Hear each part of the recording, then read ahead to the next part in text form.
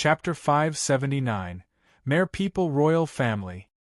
Chapter 579, Mere People Royal Family.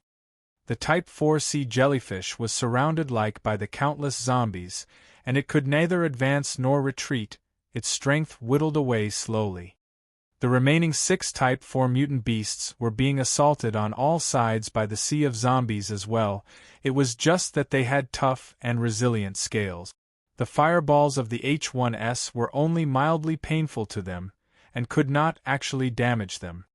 However, there were about 50 devourers amidst the sea of zombies attacking the 6 Type 4 mutant beasts, and as these devourers possessed high offense and combat ability, they were stronger than ordinary zombies by countless times. The 50 devourers did not engage the 6 Type 4 mutant beasts in direct combat. Instead, they leaped about from building to building, from time to time, firing their toxic bile at the behemoth. As long as the toxic bile hits any of the Type 4 mutant beasts, countless zombies would rush over and try to tear into the scales of that Type 4 mutant beast. Under the coordination of the Corpse Amaterasu, the zombies were able to exhibit a terrifying combat strength. Although it wasn't enough to instantly kill a Type 4 mutant beast, it was enough to suppress them, and cause them have difficulty sweeping or killing the zombies. Each blow or strike from those behemoths could easily obliterate thousands of zombies, but by minimizing their movement, it was an effective tactic. The horde of zombies managed to keep the Type 4 mutant beasts at bay, preventing them from providing aid to the merepeople. Amaterasu then went all out, waving its right hand, and sending 4 blood-like bone spikes to pierce the heads of 4 singing mermaids.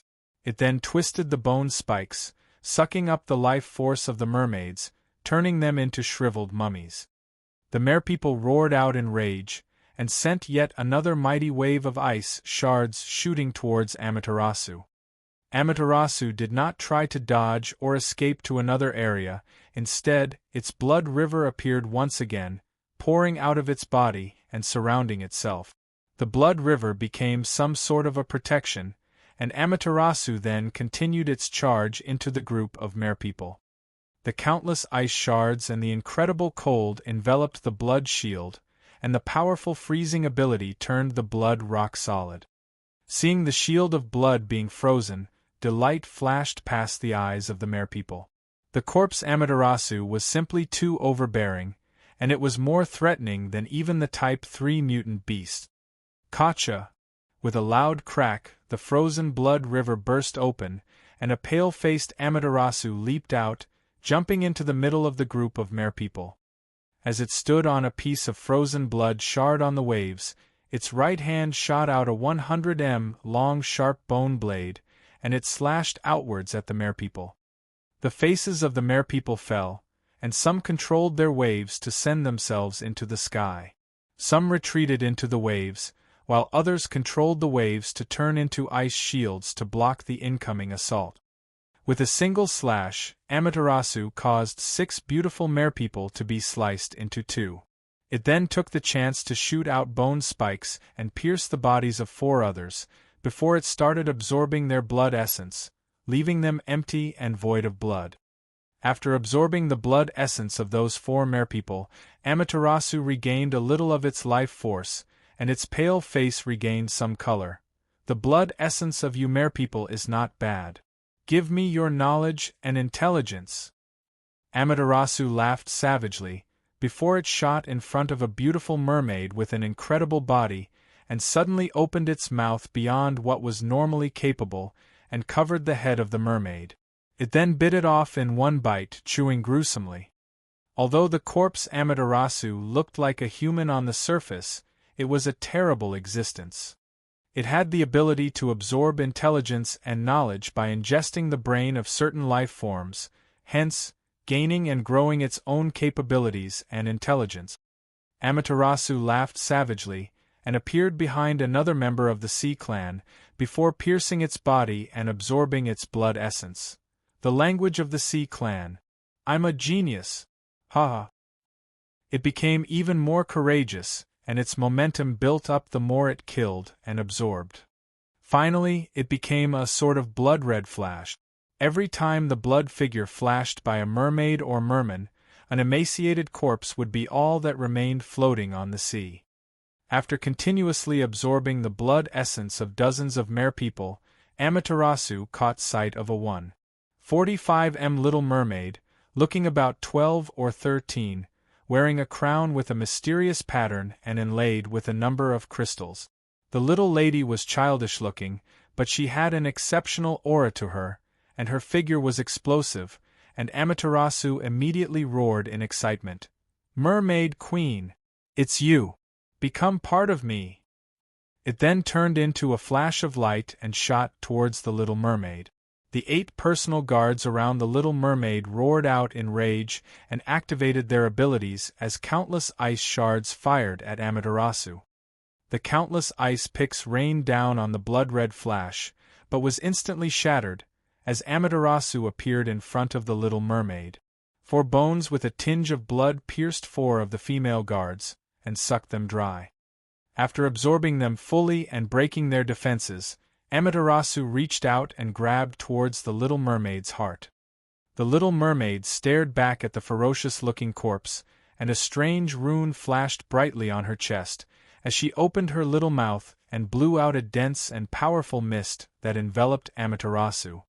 The white fog instantly turned Amaterasu into an ice sculpture. After she had casted that ice fog over Amaterasu, the little mermaid turned incredibly pale, and her hands clutched her chest as she took ragged breaths. It was evident that the ability earlier took a large toll on her. With a "Kacha," the huge ice sculpture broke apart and Amaterasu stepped out as he laughed savagely. "What a powerful ice ability! However, if you want to seal me, it's still slightly lacking." Seeing the unharmed Amaterasu, all the merpeople had expressions of despair. At this time, the Type 4 dragon beast that looked like a diplodocus opened its huge mouth from afar and fired its innate ability, as a huge white beam of icy energy shot over, blasting the body of Amaterasu, encasing it in a huge pillar of ice over 10 m tall. When they saw this, the mermaids all erupted in cheers. The Type 4 mutant dragon beast's innate ability was the manipulation of ice, and when it fired its ice energy, it could even seal up fellow Type 4 mutant beasts. As the merpeople were celebrating, Yu Zhong suddenly shot out from a small alley with lightning speed, reaching the mermaid queen and grabbing her neck. A thin spider silk shot out from his left hand, wrapping around her body, and began absorbing her stamina. Once he captured her, he didn't even spare a look back and ducked back into the dark alleyway. He had no interest in fighting it out with the merpeople. Yokosuka Base was destined to fall. It would either be overrun by zombies or conquered by the Sea Clan. All Yu Zhong could do was to try and get as many benefits as he could before running away. When the Mermaid Queen was captured by Yu Zhong, she let out a sharp scream, at the same time using an unrecognizable language. Yu Zhong could not understand it, and did not know what she was shouting about. She was evidently an important member though, as the moment she was captured, the rest of the merpeople immediately mobilized and chased after Yu Zhong with a terrifying chill. Facing the powerful ice shards coming his way, he raised the body of the Mermaid Queen in front of him, acting as a shield. When they saw this, the rest of the merpeople became shocked and furious and controlled the ice shards to change trajectory. Yu Zhong then tugged at his spider silk, and he instantly leaped up to the roof of a building. A powerful gust of wind blew, and Greenie came soaring through the skies, descending on the roof. Yu Zhong hugged the little mermaid close to him before jumping onto Greenie's back. Greenie flapped its wings once and soared into the skies. After they were airborne, Yu Zhong heaved a sigh of relief. The center of the battlefield had been too dangerous. Any single Type 4 mutant beast could have heavily injured him, if not kill him. The defenses of the Sea Clan were also strong. If it weren't for the corpse Amaterasu punching a huge hole into their defense, Yu Zhong would not have been able to capture the little mermaid. Zhao Tiangang saw Yu Zhong carrying the little mermaid and could not help but sigh. "This is a mermaid? So beautiful! I'd never have thought that I could see one from the legends. The little mermaid continued to struggle in Yu Zhong's clutches, however she was already tied up tight in those spider silk, hence she looked pitiful yet adorable at the same time. Qiao Xing could not help but ask, "Leader, you've caught a mermaid. When will we be obtaining the cruiser of the 7th Fleet?" The 7th Fleet of the U.S. Navy was not just a huge cruiser, it also possessed powerful combat capabilities. It was the symbol of strength, and prior to the apocalypse, it was a famous icon in Southeast Asia. Qiao Xing wanted to get his hands on it badly, and to drive it around. Chapter 580. Hitting Corpse Amaterasu Hard. Chapter 580.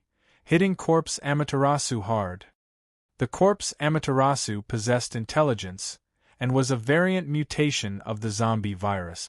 In addition to its intelligence, it was insanely strong. If it continued to grow, it might take over the whole of Japan, after which, it might launch assault other areas with Japan as its base. The moment Yu Zhong imagined Amaterasu commanding over millions of zombies to launch an assault on him, his heart turned cold.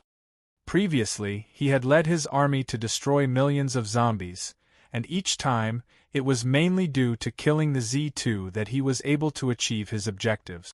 However, it was never once a case of killing the zombies themselves. With his current strength, if he were to meet Amaterasu commanding millions and billions of zombies on the battlefield, he would definitely perish. Zhao Tiangang and the rest saw Yu Zhong's serious expression and their hearts sank, not saying anything. Yu Zhong tied the little mermaid securely onto Greenie's back, before looking back down. He was hoping that Amaterasu would die in the battle below. However, his gut feeling told him that it would not be as simple as he imagined. The merpeople had watched helplessly as Yu Zhong kidnapped their queen, and their hearts were filled with rage. 2 9m tall whale shark warriors wielded their large mutant beast's bones and swung it viciously at the ice sculpture containing Amaterasu, hoping to smash it into smithereens. Suddenly, things took a different turn. The ice sculpture blasted apart, and the handsome Amaterasu stepped out, its face incredibly pale. Its right shoulder had been gravely injured, and there were many areas where its bones were showing. Even its chest had a large hole. However, there was no blood seeping out from its wounds. If an ordinary person were to suffer such injuries, they would have long perished. However, Amaterasu just turned into a beam of bloody light and shot deep into the horde. The innate abilities of the Type 4 mutant beasts were too fearsome, it had expended all its energy to escape from that icy prison. If it had to take on another blow from any of the Type 4 mutant beasts, it might really succumb to its injuries. The 2 9m tall whale shark warriors quickly chased after Amaterasu, smashing it amidst a rain of shattered bones and blood. Amaterasu let out a pitiful scream and hurried towards a building before disappearing. The 2 whale shark warriors continued their pursuit, only to discover an empty location. With their speed, they weren't a match for Amaterasu, and there was only a chance to injure Amaterasu if they had the opportunity to get close. They bellowed in rage and cursed in their Sea Clan tongue, but it was useless. When Amaterasu escaped into a building, a powerful fiery blade slashed out from the dark, slicing its body and combusting it in a burst of flames. The resulting explosion lit up the entire area, revealing Yu Zhong's determined face. He had tied the little mermaid to Greenie, before activating his second-order stealth and predicting the best escape route for Amaterasu. He had waited patiently, till Amaterasu appeared, and finally launched his fearsome attack, hitting Amaterasu hard once more. Amaterasu roared out again in agony, before shooting out 4 sharp bone spikes towards Yu Zhong. The crocodile tooth saw blade in Yu Zhong's arms flashed and shot out a few blade beams to counter Amaterasu's bone spikes, but was forced a few steps backwards from the might of the clash. "It's you, human?" The heavily injured Amaterasu stared hatefully at Yu Zhong, spitting out, "The mantis stalks the cicada, unaware of the aureole behind." You have already snatched the Type 4 mutant beast and the Mermaid Queen from my hands, and now you want to kill me? A cold glint flashed in Yu Zhong's eyes, as he activated his Shadow Steps and Devil Flame, covering the crocodile tooth saw blade with the powerful flames, slashing towards Amaterasu. That's right. Submit to me and pledge your allegiance to me. Otherwise, today shall be the day you die.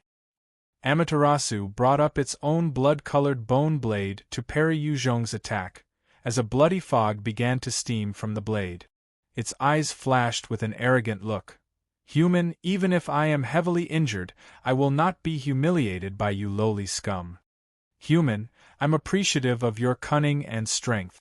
Submit to me, become my subordinate, and work for me. I can grant you power, status, riches, and beautiful virgins. There are over 70,000 humans here in Yokosuka Base. As long as you work for me, you can become their leader. Their lives and deaths will be yours to control. When Yu Zhong heard it, his face seemingly twitched as he lowered his blade. Really? The corners of Amaterasu's mouth lifted slightly. Of course! There's an absolutely beautiful pair of twins in the 5th bunker. As long as you work for me, they are yours. Having swallowed a large number of human brains, Amaterasu had an understanding of human nature. To men, power, status, riches and women were the things they wanted the most. Hence, it wanted to try to entice Yu Zhong with these promises. Yu Zhong nodded lightly and he stepped forwards. All right, I'll go with you. Amaterasu grinned, pleased, and produced a dark red drop of blood in its palms. It then spoke somewhat alluringly. This is my blood essence. If you promise to be loyal, swallow this. Once you swallow this, you'll be the leader of all the humans in Yokosuka Base. When I control Japan, you'll be Japan's king. When I control the world, you'll be the human king by my side that I trust. Many people would look up to you in reverence, and tremble at your prestige and might. The only price is your loyalty to me. The position of a king was pretty enticing to any man. Many ambitious people before the apocalypse would have thought of ruling at once. However, most had failed. In the past, it was an unattainable goal. But now, it might be possible. Let me see. Yu Zhong eyed the blood essence with an expression of pondering as he walked forwards. All of a sudden, he swung his crocodile tooth saw blade covered in devil flames, slashing Amaterasu across its chest. The fiery flames combusted and caused a large hole on Amaterasu's body, as its blood essence was burnt and sizzled into the air. You dare trick me! Amaterasu roared in rage and pain, and fired out 4 sharp bone spikes at Yu Zhong. In response, Yu Zhong swung out and parried the incoming bone spikes, before casting his gravity manipulation, as a 2-fold gravitational force weighed down on Amaterasu, causing it to sink and lose its balance. Yu Zhong then grabbed the chance to swing once more, slashing out at Amaterasu's body, and burning more of its blood. Amaterasu roared out again, shooting a dense wave of blood that was shrouded in evil energy. If Yu Zhong came into contact with this move, he would definitely be sucked dry of his blood. Yu Zhong fired his devil flames again, sending it to burn the evil blood energy into fumes. When Amaterasu saw its blood essence being burned, it immediately turned tail and tried to escape out in a blood-red flash. By now, Amaterasu was at its weakest, having been assaulted over and over, it had lost all of its fighting will, and desperately wanted to escape. Yu Zhong fired out a beam of devil flame, enveloping the flash of light that Amaterasu had become, as the flames burned brightly and fiercely. Endless amount of bloody fumes continued to rise into the sky. Under the merciless burning of the devil flame, a crystal-clear bead of blood dropped out from the beam of light that was Amaterasu. Yu Zhong shot forward, however. He suddenly felt an overwhelming sense of danger and he quickly retreated, before 2 sharp bone spikes smashed apart a nearby wall, chasing after him. Yu Zhong hurriedly swung his blade and broke apart 1 bone spike, but unfortunately, the other bone spike managed to pierce his body. It tore apart the bone-encompassing armor he had activated, piercing the Type 3 mutant beast hide, before it was forcefully stopped by the Level 4 protective vest. Yu Zhong felt some cold sweat. If he hadn't dodged in time, he would have been pierced. If it were any other mutant beast, it wouldn't be so bad, however. This was Amaterasu he was facing. It was simply a freak of nature that carried the deadly zombie virus, and if he was pierced, he might have become a zombie as well. Even evolvers and enhancers had no means of defending against the virus. Only the mutant beasts were somewhat invulnerable, as they were affected early on and had mutated themselves. Taking the chance when Yu Zhong was distracted and stopped by the bone spikes, Amaterasu hurriedly charged out once again, before disappearing into the night. When Amaterasu had gained intelligence, it had also learned the fear of death. In fact, it still possessed some strength to contend against Yu Hong. However, it wasn't willing to bet its life, and just wanted to escape into the horde to recuperate. At that time, it could come back and deal with Yu Zhong as it wished. Yu Zhong looked in the direction which Amaterasu had disappeared with, sighing with regret. Shit, it still managed to escape. This time, Yu Zhong had made use of the opportunity of Amaterasu being ambushed by the Type 4 mutant beasts to attack it. If it were based on their actual strength, Amaterasu could even injure and kill a Type 4 mutant beast, hence it was definitely stronger than Yu Zhong. Chapter 581. Killing the Type 4 Sea Jellyfish. Chapter 581. Killing the Type 4 Sea Jellyfish. What is this? Yu Zhong came up to the blood-red crystal-like bead, and used the crocodile tooth saw blade to poke it gingerly. Nothing happened. He hesitated a little before reaching out for it. The blood-red crystal-like bead was as smooth as jade, and it radiated a brilliant red color, as though it was capable of drawing any gaze that was cast upon it. Yu Zhong held it, and could feel a warm flow of energy circulating into his body. His blood essence seemed to quicken, and his muscles seemed to strengthen as well. As he held it for 20 seconds, a notification sounded in his mind. Congratulations, you have gained an enhancement of +1 in strength. When he heard that, delight flashed in his eyes. This is a treasure. Definitely a good treasure. Yu Zhong's body was enhanced to a terrifying degree at this point. Most ordinary treasures were ineffective to him. The meat of a Type 4 mutant beast was extremely nutritious and could boost vitality. If it were to be given to an ordinary person after training, their bodies could be strengthened to about 3 or even 4 times of their original state. However, for Yu Zhong, it would at most enhance his stats by a little, because his body was simply too strong. The vitality of mutant beast meat can no longer enhance him. The higher a biological life form evolved, the harder it would be to take the next step. It was true for the mutant beasts, and it was true for humans as well. The blood bead that dropped from Amaterasu's body was some unknown treasure. From the way it could strengthen Yu Zhong by just holding on to it for 20 seconds, it was apparently something very god. With a thought, he kept the blood-red bead back into his storage ring. Upon seeing it enter successfully, he heaved a sigh of relief. The storage ring could not accommodate living things, and if the bead had been a biological thing, it would be impossible to store it in the ring. After hesitating for a moment, he did not wear the blood-red bead, and instead chose to open up the blue box that had dropped upon killing the Type 4 mutant sea snake. Level 7 Treasure, Sea Mask. Wearing this allows the user to breathe freely underwater.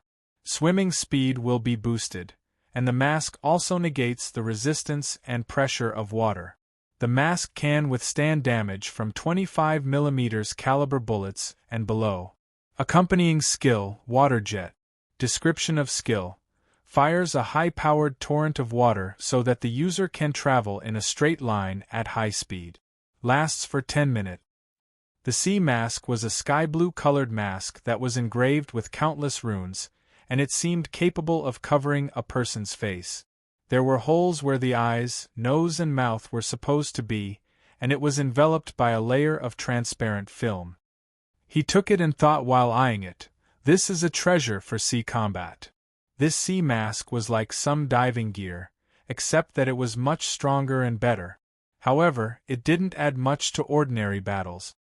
He kept the sea mask into his ring, and activated the second-order stealth, carefully making his way back into the battlefield. At the center, countless mutant beasts were engaged in an all-out slaughter with the zombies. There were corpses of both sides littered everywhere. He relied on his stealth to slowly carve and dig out all the blood essence and nuclei from the various high-level mutant beasts' corpses, before keeping them. Within the Yokosuka base, there was a large number of Type 2 mutant beasts and a decent number of Type 3 mutant beasts. Even these powerful life forms were being killed by the Type 4 zombies. Soon, Yuzhong managed to gather about 20 nuclei and blood essences from the Type 2 mutant beasts, and about 4 nuclei and blood essences from Type 3 mutant beasts. My chance is here. His eyes suddenly lit up, as he charged towards the Type 4 sea jellyfish. At this time, the Type 4 sea jellyfish was dragging its large body backwards, and the surrounding electrical charges were dimming. Behind it, there were plenty of charred corpses. Over 50,000 zombies had been electrocuted to death by it. Countless fireballs blasted multiple wounds on the Type 4 sea jellyfish's body.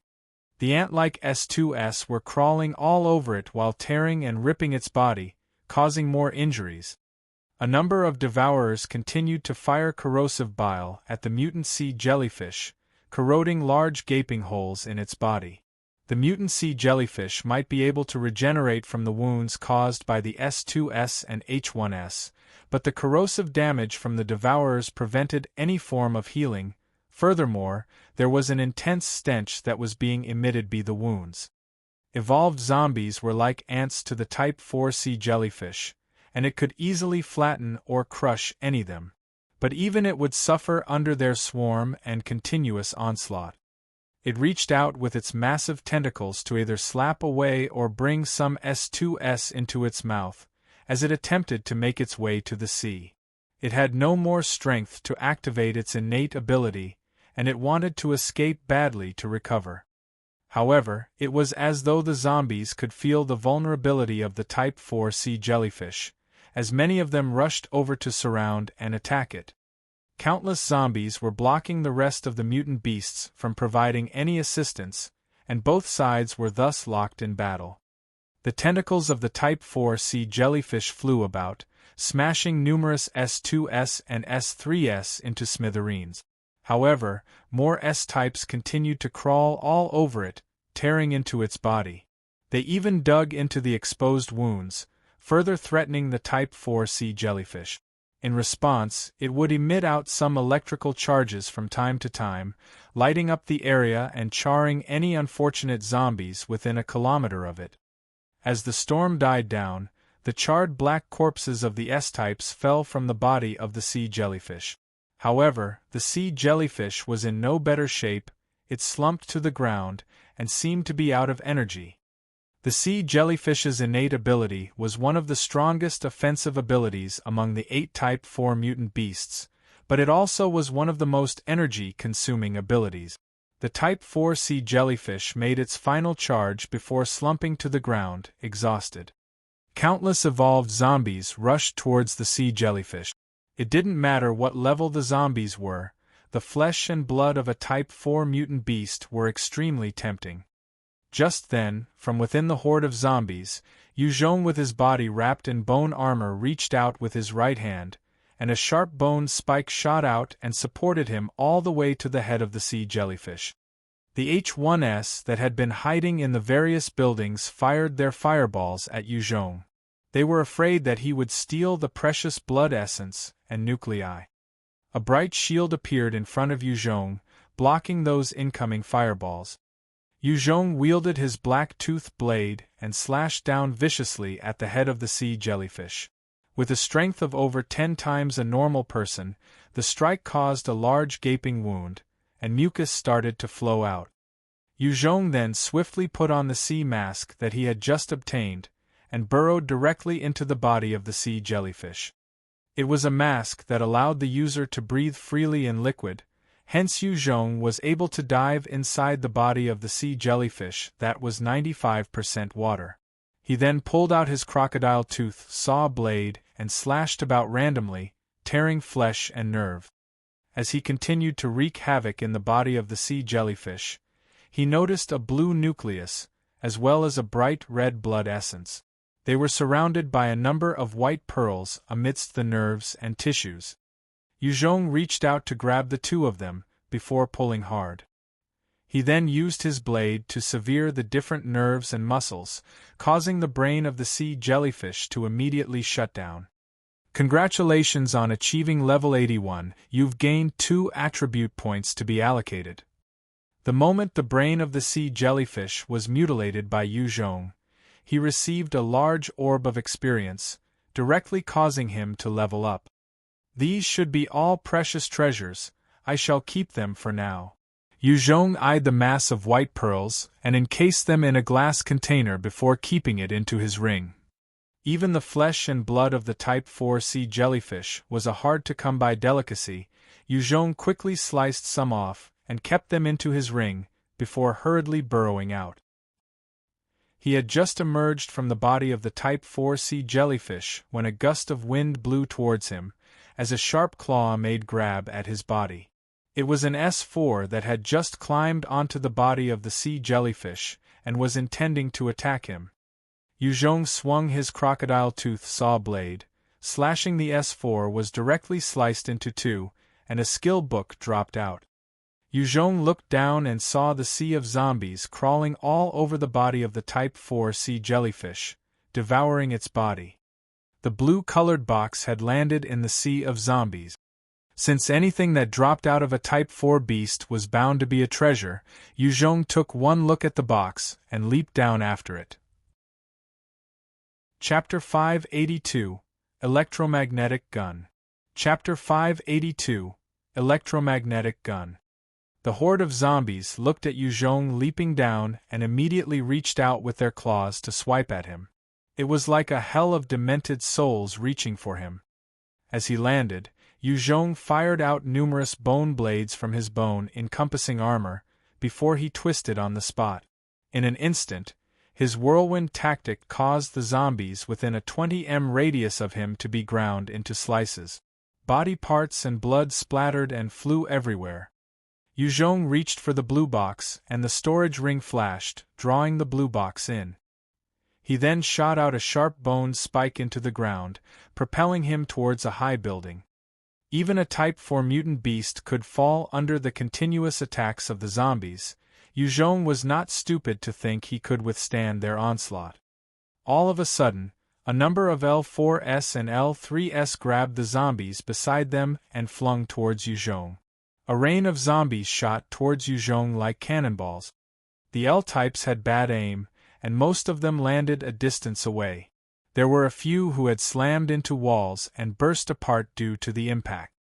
Even so, 2 managed to hurtle towards Yu Zhong, flung viciously by the L4S. Right as they were about to hit Yu Zhong, a white shield appeared again. The 2 zombies smashed into the shield and their bodies broke in various places. The shield also dimmed, falling back in Yu Zhong's arms.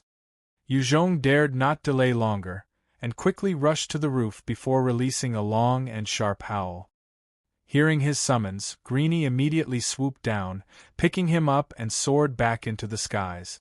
Yu Zhong settled himself in, and looked down again for another chance to kill a Type 4 mutant beast. If he was facing a Type 4 mutant beast at its tip-top condition, Yu Zhong would find it incredibly difficult to kill it. However, with the horde of zombies unwittingly assisting him, there might be a chance. There were still 6 of the Type 4 behemoth. Every one of them had incredibly thick armors, their defenses astonishing. The H1S fireballs could not do anything, the L4S were helpless as well. Only the sharp claws of the S4S as well as the corrosive bile of the devourers could do some damage to those thick scales. Yu Zhong observed for some time, noting that there was no opportunity. He then signaled for Greenie to fly towards the 7th Fleet in the Yokosuka base. Currently, on the deck of the 7th Fleet, there were countless 1 m-long mutant sea lice with sharp teeth and their bodies covered with tentacles assaulting the American zombies. The powerful tentacles of the mutant sea lice propelled them like cannons, latching on to the different American Navy zombies, taking huge bites out of their brains. Greenie descended and dropped Yuzhong on the deck, and their attention swiveled towards him. Facing the hundreds of mutant sea lice, Greenie flapped its wings powerfully, its innate tornado ability blasting out, sending the little critters flying away. Yuzhong covered Zhao Tiangang and the rest as they made their way to the control room, and they quickly got to wait. Following the whirring of engines and the lighting up of some buttons, the cruiser began to come to life, and quickly made its way towards the sea. There were over 70,000 survivors in the Yokosuka base, but the place was swarmed with mutant beasts and zombies fighting each other. It was hard for Yuzhong to attempt a rescue. Furthermore, they weren't Chinese, and he didn't feel particularly bad about leaving them behind. The moment the cruiser moved, a number of mutant beasts started to chase. However, because the cruiser was made for battle, unless the Type 3 or Type 4 mutant beasts made a move, the rest of the mutant beasts could not possibly block them. However, the Type 3 and Type 4 mutant beasts were all locked in a crazy fight with the zombies, and the ordinary beasts could do nothing to hinder the 7th Fleet cruiser. After breaking out of the surrounding of the mutant beasts, Yuzhong heaved a long sigh of relief. Although he didn't manage to obtain the entire Yokosuka base, earning a mothership and cruiser was decent enough. Especially since the mothership had a number of advanced fighter jets. Once Yuzhong gained full control of the mothership, he would have gained a huge boost in might. The Kingdom of God might have the powerful Thunder fighters, but these were all assault helicopters that were weaker against the fighter jets that were more superior in the air. After all, fighter jets were focused on aerial combat, as compared to the Thunder fighters that focused on land. After the apocalypse, Yuzhong could use the Devil Flame to easily melt an assault helicopter, but it would be hard for him to destroy a fighter jet. This was because the speed of the fighter jets reached Mach speed. Furthermore, their altitude was too high, it exceeded the range of what Yuzhong was capable of. Yuzhong had started mass-producing ammunition in the Yenzhou city base, however, manufacturing fighter jets were impossible. Even with the advancement in technology over the next 10 years, it would be practically impossible to create the highly advanced fighter jet. After all, it was hard for China to have manufactured even before the apocalypse, needless to say the current situation. Yuzhong felt slightly more at ease, and opened the blue treasure box. With a flash of light, a strange gun appeared, its muzzle about 40 millimeters wide, the body flashing with a black metallic luster, and a number of gold lines wrapped around the body, converging around the muzzle like a spiral. The golden lines continued into a clear empty box below the muzzle, which contained even more of the golden metallic lines, and it looked extremely sci-fi. Level 7 Treasure. Single light 40 mm caliber electromagnetic gun, I-type. It fires a powerful electromagnetic pulse, every day generating one bullet automatically. If user inputs nuclei, the gun can use the nuclei as ammunition. Yuzhong flipped the electromagnetic gun about in his hands, his eyes lit with excitement. Good treasure. It was currently the most powerful assault rifle in his arsenal. With it, his destructive potential increased yet again. As for nuclei, with the millions of citizens under him, and his promise of rewards to hunters, they could gather enough mutant beast nuclei to exchange at the government's office, and the nuclei was free for Yuzhong to use. Ordinary humans could not make use of the nuclei from the mutant beasts, and only the energy converter, the biological armor, as well as the recent electromagnetic gun could utilize those. These treasures were all dropped from the rare Type 3 and Type 4 mutant beasts, and were hard to come by for most ordinary people. The cruiser was speeding along in the sea, when suddenly, the surface of the sea started to churn and a number of mutant flying fishes that were 3 m long and sharp spikes all over their backs jumped out of the water, smashing into the cruiser. Dang! Dang! Following the sounds of metals being struck, the countless mutant flying fish continued to slam into the cruiser. The sea was rippling madly, as though there were many horrors awaiting to break through the surface. Yuzhong frowned as he thought anxiously, "What's going on? Most of the high-level mutant beasts should be engaged in the battle at Yokosuka base." When Yuzhong had led his men to maneuver the mothership out of the base, there hadn't been much disturbance from the mutant beast horde. However, this time, the cruiser had not even left for quite a while, and there was such a heavy onslaught. Something was not right. Could it be due to her?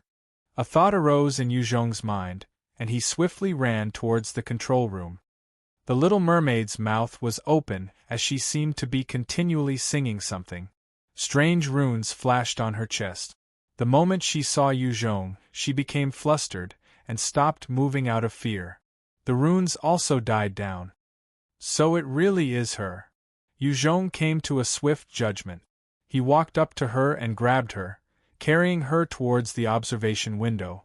True enough, the waves had settled down, and the crazy onslaught of the mutant flying fishes had stopped.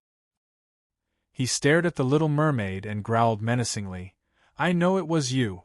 Little rascal, I don't want this to happen again. If it happens again, don't blame me for killing you." The pretty little mermaid kept her mouth shut, as she stared at Yuzhong with a hint of fear, not saying a single word. He could not do anything, since the language barrier was an issue. He was not like the corpse Amaterasu. Swallowing the life force of other biological lives would enable him to learn all there was to learn about the race or species. Yuzhong suddenly felt excited as he looked at the adorable little mermaid. He felt as though it was possible for an endless number of mutant beasts lining up for his subordinates to kill.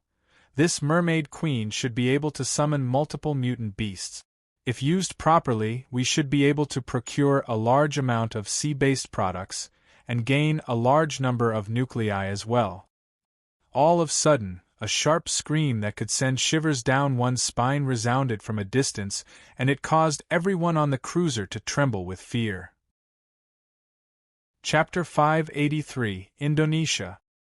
Chapter 583, Indonesia. Type 5 Mutant Beast. Hurry, turn the ship around.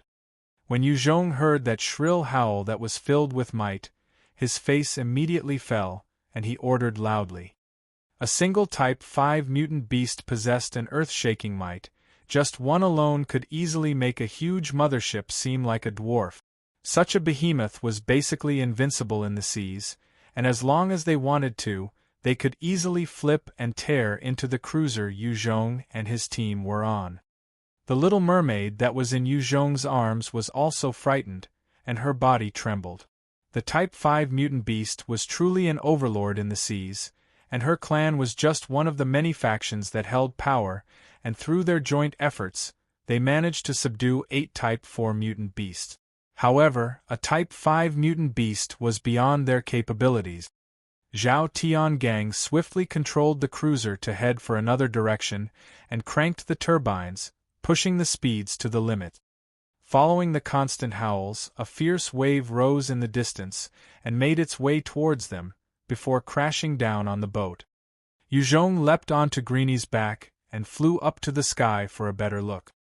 In the distance, lightning flashed about, icebergs shattered, and strong gusts of winds brewed. The sea churned and waves after waves rose, spreading outwards and covering the entire battlefield. In the skies, he could not make out what was going on at the epicenter of all that commotion, but he knew that there were definitely 2 Type 5 mutant beasts engaged in a fierce battle, and they were slowly moving towards the cruiser. His face instantly fell and he roared into the walkie-talkie, "Bank left! Bank left!" The people on the cruiser could not care about what was going on, and just followed Yuzhong's orders as they tried their best to escape from the vicinity. Yuzhong stared fixedly at the battle in the distance, praying that the cruiser wasn't the aim of the 2 Type 5 mutant beasts. If it had been on land, Yu Zhong could still try to engage one of them in order to be a distraction. However, in the seas, he was helpless. Even with the sea mask, he was simply powerless against the behemoths and their natural advantage in water. Fortunately, the two behemoths did not seem to place the cruiser in their eyes. The storms they created just happened to blast their way. Even so, the force of the storm was enough to raise some powerful waves, causing some to slam into the cruiser, rocking it side to side. The cruiser was still a precious piece of technology that humanity had come up with, and even with the rocky seas, it still managed to stay afloat. As the powerful storm blew past, Yu Zhong heaved a sigh of relief. However, he noticed that the cruiser had already deviated from the channel they were supposed to be at by over 100 miles. All of a sudden, the surface of the sea started to churn, as a huge tentacle broke through the water, and wrapped around the cruiser, intending to drag it below the surface. Level 77 Mutant Beast, Type 3 King Squid. Looking at that ominous tentacle, Yu Zhong immediately took out his new electromagnetic gun and fired a single shot at the Type 3 King Squid. A hot pulse blasted the tentacle, severing it into two, while the electrical discharge from the shot covered the surface of the King Squid, shocking and paralyzing it. The moment the Type 3 King Squid went into shock, Zhao Tiangang came back to his senses and activated the defenses on board, firing the various powerful weapons at the tentacle of the Type 3 King Squid. Under that dense barrage of firing, the Type 3 King Squid's tentacle was blasted full of holes and broke apart. The torpedoes on the cruiser also fired and exploded on the body of the King Squid beneath the surface of the sea, causing it to bleed. Dense clouds of blood spread outwards in the sea, dyeing the water red. The King Squid immediately gave up in fear and retreated out into the sea. Yu Zhong looked at the tentacle floating on the surface, and his eyes flashed with pity. If it had been on land, a heavily injured Type 3 mutant beast was the best to hunt. However, in the sea, he had to think twice. Yu Zhong returned to the command room when Zhao Tiangang had an ugly expression. "Leader! There's a situation, for huge mutant beasts are making their way here. One of them is just slightly smaller than this cruiser. I think that it might be a Type 4. Yu Zhong frowned and replied, "Immediately divert us away from their path." Zhao Tiangang then replied with difficulty, "But leader, we have already veered too far from our original course. If we try to avoid this swarm of mutant beasts, we will be even further away. There is not enough fuel for us to make it back should we decide to go further off course. We will have to make a stop at another island." Yu Zhong immediately made a judgment. "Then let's stop somewhere so that we can refuel." The Type 4 mutant beasts were practically impossible to fight out in the sea. While the cruiser did possess the means to injure some Type 4 beasts, they had the ability to flip it over and sink it into the sea. He did not want the cruiser that he worked so hard to get be destroyed that easily. Zhao Tiangang received his order, and his heart eased a little. Yes. Under Zhao Tiangang's control, the cruiser managed to speed off into the distance, far from the path of the mutant beast. There were all sorts of dangerous entities in the waters in the current world, however, since the cruiser was the renowned 7th Fleet's treasured ship. It possessed powerful devices and sonar equipment to detect any biological life form, allowing it to adjust its course whenever needed. A huge land mass soon appeared in the distance. Yu Zhong looked at that foreign place and asked, "Where's that?" Zhao Tiangang reported, "That's Indonesia, sir." A look of loath flashed past his face. "It's actually that place." Indonesia was a place with a history of anti-Chinese sentiment. In recent history, there were points in time where the Chinese had been slaughtered like livestock. Men were killed, women were raped, and kids were grilled over fires. Some of the locals had no feelings whatsoever towards their deeds, and their cruelty knew no boundaries. It was almost comparable to the rape of Nanking by the Japanese and the Nazi genocide of the Jews. In 1998, there was a huge anti-Chinese movement in Indonesia. Over thousands of Chinese had been killed, their properties and belongings were seized, and even little kids were not spared. When Yu Zhong was studying in university, he had seen the photos of that period, and could not forget the cruelty. In front of them, he noticed a small boat docked near the shore, and on it were a few survivors in tattered clothes. Each of their right hands were chopped off, and their blood flowed freely into the sea. The blood attracted the mutant beasts in the sea, and soon, the surface of the water churned, as a number of mutant beasts appeared, chomping down on the bodies of the survivors. Hong! Hong! Just then, the small boat suddenly exploded, and the powerful explosion blasted the mutant beasts, killing them instantly. An electric fishing boat soon came throttling from shore, and a number of ashen-faced survivors tossed out some nets, dragging in the corpses of the mutant beast. 7 or 8 other armed militants were roaring with laughter, loudly talking about who knows what. One of them casually raised his gun and fired it at one of the survivors, causing the rest to tremble with fear, and their movements quickened. The rest of the militants continued to laugh. When Yu Zhong witnessed this, his brows furrowed. He whipped out some masking tape and sealed the mouth of the little mermaid, who stared furiously at him, before putting on the sea mask and swimming towards that fishing boat. The moment he put on the sea mask and dove into the water, he felt like he had become a fish, easily slicing through the water without resistance. At the same time, under the enhancement of the mask, he could even see a fish scale the size of a palm floating about 2 miles away. He swam easily towards the boat, before suddenly jumping out from the water and leaping onto the boat. He punched out mercilessly at one of the militants with his 10 times strength, and the militant's brain was instantly pulverized. The rest of the militants immediately cursed out in their native tongues as they raised their guns to fire at Yu Zhong wildly. He whipped out his crocodile-tooth saw blade from his waist, and in a flash, he evaded their attacks and coldly separated their heads from their bodies.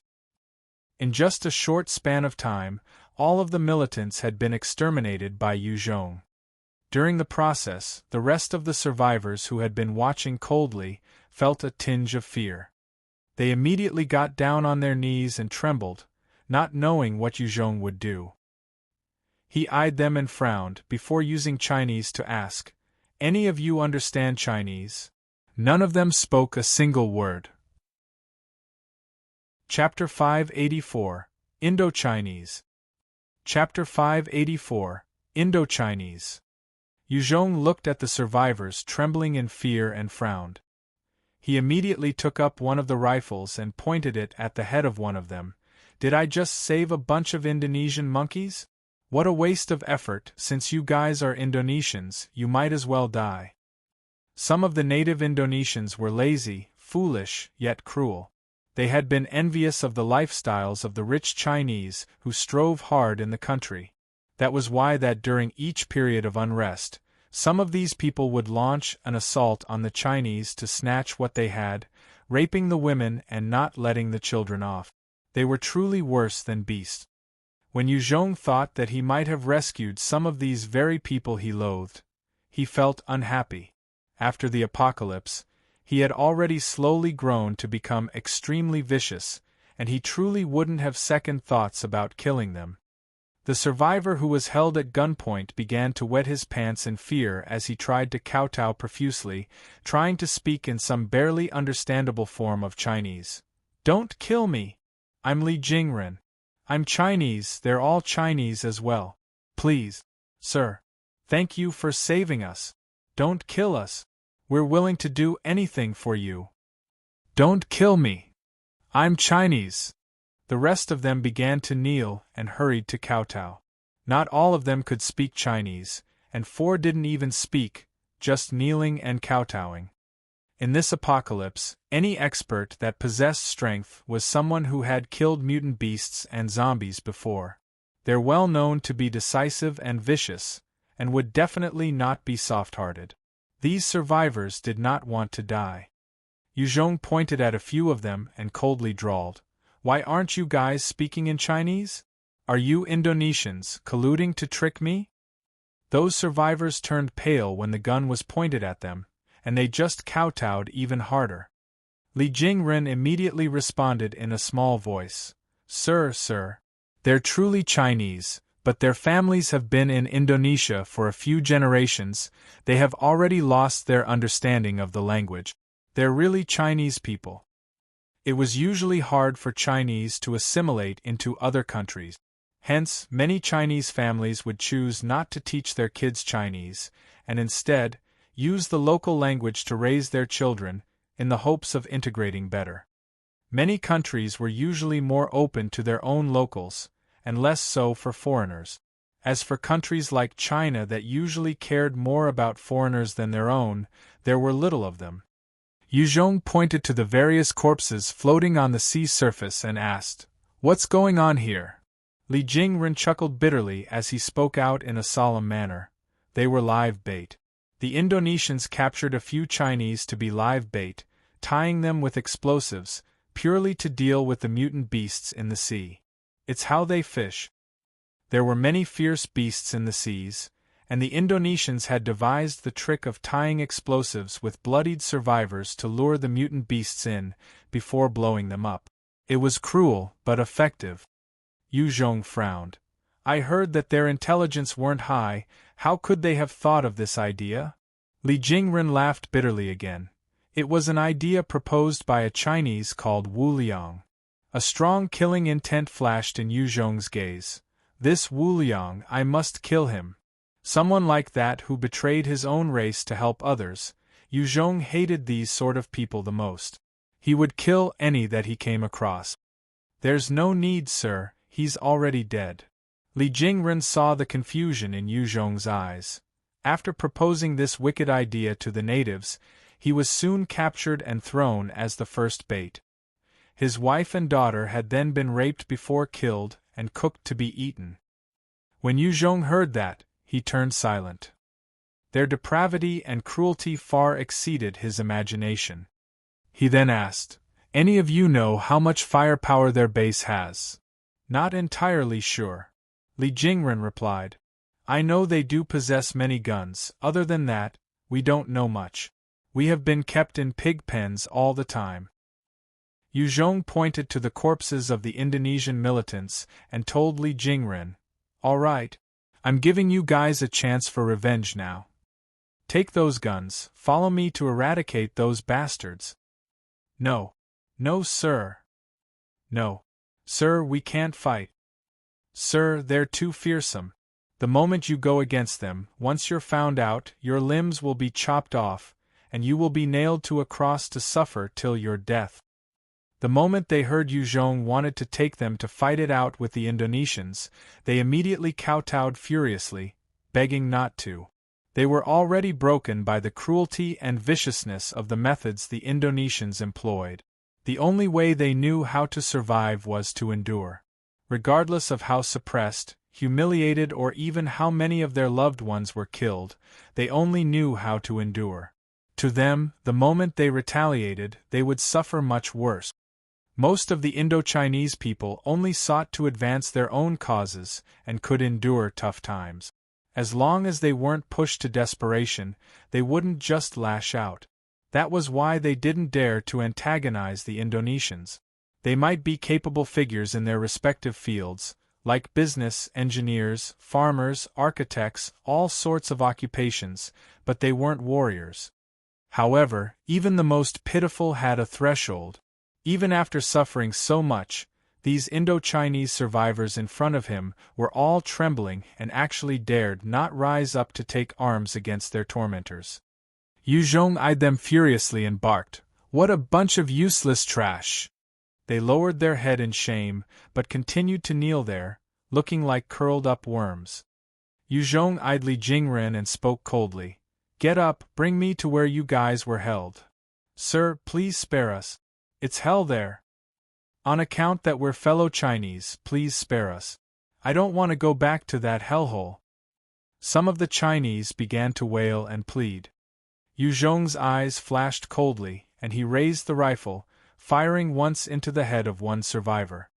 An additional hole appeared in the head of that survivor's, and he crumpled to the floor with a look of fear on his face. Seeing this, the rest of them were frightened out of their wits and fell back. Yu Zhong was like a killing demon as he eyed them, speaking icily. This is not a negotiation. This is a fucking order. Those who don't abide will die. Get up, lead me there, or you can die here like trash. He had no choice but to employ different means to deal with different people. Since these Indo-Chinese had been broken by their overwhelming fear of the locals, he had to use their blood and lives to inform them of a greater threat. Him. Otherwise, he would have to blindly search for the base himself. Seeing their comrade killed, the rest of them finally felt the true extent of Yu Zhong's nature. They didn't dare plead any longer, and began to control the ship back to base. From his walkie-talkie, Zhao Tiangang's voice sounded. "Leader, is there anything wrong over on land?" Yu Zhong's expression was as calm as the water surface. "I'm going to clear some trash and look for some fuel. You guys stay where you are and await my orders. Call for reinforcements." Since the fleet was advanced, its communication equipment was easily top-notch. They could contact their forces over at Shizuoka Prefecture and Sakura Town. Zhao Tiangang responded, "Yes." On a small hill, Li Jingren was pointing to a base in the distance as he reported to Yu Zhong fearfully. "It's right there." Yu Zhong looked at the base, and noticed that it sat on a flat terrain, its design extremely simple and surrounded by wooden fences. Surrounding it were wide fields that once used to grow crops, but was now barren. On those wooden fences, there were numerous corpses of men, children and women hung up on them. At the entrance, there were even over hundreds of heads stacked up. It was truly a gruesome scene. Yu Zhong eyed Li Jingren and the rest of them, saying indifferently, "You guys stay here." These bunch of people were too weak to do anything, and might even become a burden to him. "Thank you, sir. Thank you." Li Jingren and the rest immediately kneeled down and kowtowed in thanks. At the entrance of the base, there were 4 Indonesians standing guard. They were currently riding on top of a pretty Chinese woman, as they roared with laughter. The female survivor had her hands broken, her snow-white skin carved with the words, "Kill all Chinese pigs," her tongue sliced off. One of her eyes had also been dug out. Currently, one of the soldiers was carving into her body, causing more blood to spill, as she squirmed and moaned in agony. The 3 other soldiers were excitedly raping her in whatever hole they could fill, the sight of her bloodied body exciting them further. As they raped her, they bit down viciously on her flesh, sucking her blood. The moment Yu Zhong arrived at the entrance, he had to witness such a gruesome scene, and it was even more depraved and sick than the image of the 98 riots. Chapter 585, Hell on Earth. Chapter 585, Hell on Earth. Yu Zhong stared at the depraved locals with a chilly light in his eyes. In this apocalypse, he had seen all sorts of depravity and inhumanity, but this was something else. His killing intent billowed, and he shot towards one of the militants, his hands reaching out for his throat and twisted forcefully, instantly crushing the windpipe of the unfortunate militant. When his throat got crushed, he didn't die instantly. Instead, his eyes widened in agony, as though they were about to pop out, his hands clutching at his throat, and he started to flail around like a fish out of water for a few moments before dying. While that was happening, before the other 3 even had the chance to react, Yu Zhong had already crushed their throats as well. They also died miserably. The woman, who had been tormented with her hands broken, her body full of scars, her eyeball dug out, even her tongue cut off, she looked towards Yu Zhong with only despair left in her remaining eye, as the tears flowed down her cheek. Yu Zhong spoke in Chinese softly, "I'll avenge you." She struggled to nod her thanks, a glimmer of hope in her eyes. After killing the 4 Indonesians, Yu Zhong tossed their corpses into a room, before heading further into the base. As he ventured in, he came across a chilling scene. A bunch of kids were using forks to poke at a decapitated human head. A number of female survivors were stripped naked, their hands and shoulders nailed to plank. A bunch of the locals were laughing while pointing at the captives. From time to time, a few locals would step up and just proceeded to rape the women. Even one young boy who looked about 12 took part in the rapings. In a muddy area full of feces by the road, there was a pit. On top of it, a number of children had been pierced through on sticks and were being roasted. The entire place was like hell on earth, and when Yu Zhong came across these scenes, it was as though he was surrounded by ghosts and demons, not human, and his stomach threatened to heave. Beasts. Bunch of fucking beasts. They truly deserve death. Why didn't the 2004 Indian Ocean tsunami wipe them all out? The donations to them were truly for naught. Ah! Right at this time, there was a scream from afar. Yu Zhong turned his head to look. He discovered a pregnant woman who seemed to be due for delivery soon, being dragged by a bunch of locals towards a huge pot of boiling water. One of them drove a blade into her belly and tore it open, before grinning evilly and digging the unborn child out. He then threw the fetus into the pot of boiling water. The rest of the locals immediately roared with laughter, as though possessed by demons. In front of the huge pot, there were a number of children of ages 8 to 12, and when they saw this spine-chilling scene, they trembled in fear, some beginning to cry. One of the locals made to grab a small boy, intending to throw him in to cook. He had already done this countless times. Right as he was about to throw the boy in, Yu Zhong finally snapped. His eyes flashed with a cold light, and he shot forwards like an arrow, his blade swinging down on the right hand of the local, before he grabbed the local and threw him into the pot. The moment the local was submerged in the boiling water, he let out a piercing scream of agony, his entire body instantly turning red as he struggled and thrashed about. The moment Yu Zhong made the move, he had no intention of showing mercy. He began to grab all the spectating locals and threw them into the pot as they all screamed and flailed about. With a flash of his blade, he cut the bindings of the Chinese children who were tied up. He eyed them all and threw a number of blades and 54 guns onto the ground, saying, "I'm Yu Zhong and I'm here to save you. If you have the guts, pick up the weapons, come with me to kill these fucking monkeys. Those who are scared, you can hide yourself. There are no saviors in this world, only guns and weapons are your salvation."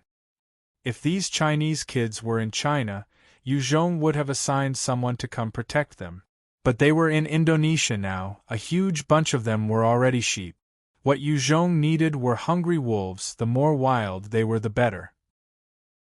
Kind and passive people would find it hard to survive in this hell-like world now. The kids eyed the weapons, and one particular 12-year-old stepped forward with a resolute look in his eyes, as he picked up a gun and blade, walking towards Yu Zhong. His voice was filled with a raging killing intent as he spoke. "I'm Li Ying. I'll follow you. As long as you can take me to kill these bastards, I'm yours to command. Whoever you want me to kill, I'll kill." Adults had their mindsets and were hard to change. As for kids, they could be resilient, and when they became ferocious, they could be even more scary than adults. Because in their simple-mindedness, killing a person might not be different from killing an ant. Some of them lacked the empathy towards other life forms.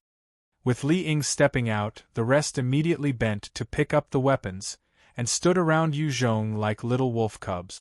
Only 4 of them remained, not knowing what to do, their faces full of fear. With a flip of his hands, an assault rifle suddenly appeared. He raised it and sprayed at the locals. Regardless of gender or age, as long as they were locals and appeared in his sight, he would gun them down. To him, they were enemies, a bunch of beasts. He had never shown mercy to his enemies. Even for the kids, they were just as vicious and cruel on the battlefield to him, and if one wasn't careful, one might fall prey to them. During the Sino-Vietnamese War, plenty of Chinese soldiers had fallen at the hands of the Vietnamese women and children because they went soft. "The safety of the guns are already off, Li Ying. Take me to where the Chinese people are gathered." Yu Zhong did not bother about those kids who could not come to a decision, and instead, led Li Ying and the rest away, killing any locals that appeared along the way. What he needed now were wolves, not pigs. If he stayed behind to protect those weak-minded ones, he would just be digging a grave for himself. Li Ying continued to point the way as he ran to keep beside Yu Zhong. He soon led them to a place where one was instantly struck by the putrid stench, of which blood and rotting corpses could be seen everywhere. There. It's right there. That's where the Indonesians have been keeping us captive. Outside the camp, there were 12 locals wielding heavy machine guns and rifles, and they instantly charged towards Yu Zhong, firing madly. Yu Zhong roared out, "Get down!" Li Ying and the rest might not have gone through any special training, but they ducked with agility, seeking cover. Only one of them responded slightly slower, and was struck in the body by countless bullets. When the kids saw their comrade gunned down, having no prior battle experience, they begun to tremble, their eyes filled with crippling fear. In midair, another hole appeared and White Bones leaped out, standing beside Yu Zhong. "Wipe them out!" White Bones was more suitable to slaughter these enemies that lacked heavy firearms. Its demonic eyes were ablaze with fire, and charged into the fray, ignoring the bullets. The projectiles only served to bounce off White Bones' body, and it waved its powerful black bone axe, slicing through the 12 militants instantly.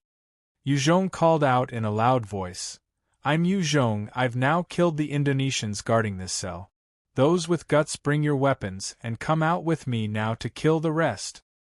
After a while, a number of Chinese survivors came out. "Kill those bastards. I'll come with you." "Me too." A number of survivors who had deep grudges with the locals came pouring out, although there were still over 200 of them who maintained their silence. A middle-aged man came out, his face red as though he was agitated. "Listen to me. Everybody calm down. If we go against Mr. Hartono, he will kill us all. Your families will be turned to food. They will punish you all with all sorts of torture. Yu Zhong, you get the hell out. We don't need your rescuing. You're not helping us like this, you're gonna kill us. Are you trying to kill us?" This guy was called Wang Wei, and he was wholeheartedly trying to side with the locals. He believed that as long as they continued to show their warmth and lack of retaliation, the locals would accept them. Chapter 586. Massacre. Chapter 586. Massacre. Wang Wei pointed at Yu Zhong and rebuked loudly. "Look, everybody, this guy is a Chinese from China. We will solve our problems our own way as Indo-Chinese. Scram!" There were some who were fated to serve others their lives. This person was the epitome of such a character, where their weak wills and cowardice caused others harm. They only knew to bully those weaker than them, and did not know how to fight for their own. "Go to hell!" Yu Zhong's eyes flashed coldly and immediately fired a shot at his head. In between Wang Wei's brows, a new bullet hole emerged, his eyes full of shock and disbelief as he crumpled to the ground. Seeing this, all the survivors felt their faces drain of color, as some began to scream and receded back into the camp in fear. After so much torture and humiliation, fear has been drilled deep into their mindset. Even at the moment of death, they would only know how to grovel and beg for their lives. Yu Zhong glared and cussed. Useless waste. However, not all of them were utter trash, as a few women with multiple scars all over their bodies came out silently, picking up the guns on the ground. There were a few men that had tattoos over their bodies, who looked to be ruffians prior to the apocalypse, that came forward as well, picking up the blades that Yu Zhong had given out. Their eyes shone with a bloody light. These hoodlums would have been considered the cancer of society during peaceful times. However, in such a chaotic world now, they dared to fight and risk their lives, and would survive better than ordinary people. Han Xing, Han Shizhong, and many other famous generals were of such modest backgrounds as well. One particular man with a white tiger tattoo over his right shoulder and a bald head, of about 1.7 m height stepped forward. His eyes were full of a vengeful hatred as he spoke. "Boss Yu Zhong, I'm Lin Guangming. If you bring me to kill those bastards, my life is yours to command. Count me, Chen Qi in. Count me, Li Yuan Hao." A number of rough-looking men who would usually be avoided before the apocalypse came forward, calling loudly. It was not all the Chinese that had lacked that humanity, it was just that many of these Indo-Chinese have been brought up to tolerate, to put in hard work and not resist. No one taught them how to. Yu Zhong swept his gaze over these 30 men and women, and he was pleased. Good. As for those who ran to hide back in the camp, Yu Zhong would not care about them. With 30 survivors willing to join in the battle, to him, it was already an added bonus. It was not like he couldn't take on the entire camp himself. The commotion wasn't small, and very soon, the rest of the locals had been alerted, and a number of gun-toting militants had rushed over, surrounding the place. One particular officer began shouting in the local language. Yu Zhong had no understanding of the language, and asked Li Ying, "What's he saying?" Li Ying's body was trembling in rage as he relayed the message. "He's shouting for us to surrender, otherwise he will break our limbs and throw into the wok to cook and eat. These beasts love to fry people alive. Especially children." As the world collapsed, many people had succumbed to their inner demons and depravity. Apparently, this tribe of locals had gone over the edge. Yu Zhong eyed them and ordered coldly, "So it's like this, White Bones, go slaughter the whole lot of them." White Bones immediately set forth with his demonic eyes ablaze. The local militants began to fire at White Bones wildly. The bullets just bounced off White Bones' body, as it charged through the rain of bullets into the midst of the locals. 10 sharp bone blades shot out from its body, and it began to twirl around, turning into a meat grinder slicing the surrounding locals apart. They were either decapitated or slashed at their waist. Some even had their hearts directly pierced. The deaths were quick and gruesome. After White Bones casually dealt with over 30 men, the rest of them immediately crumbled and sought to escape, some abandoning their weapons and running, while others got down on the floor and hugged their heads. When Lin Guangming and the rest saw this, they were stunned. When these locals had killed and tortured them, they were like tigers, yet in a short span of time, Yu Zhong had already caused them to be kneeling and begging or running for their lives. The Chinese survivors could not believe their eyes. Yu Zhong pointed at those locals who were kneeling with their hands hugging their heads and gave an order to Lin Guangming and the rest. "Go pick up their ammunition. We're not holding captives. Kill them all."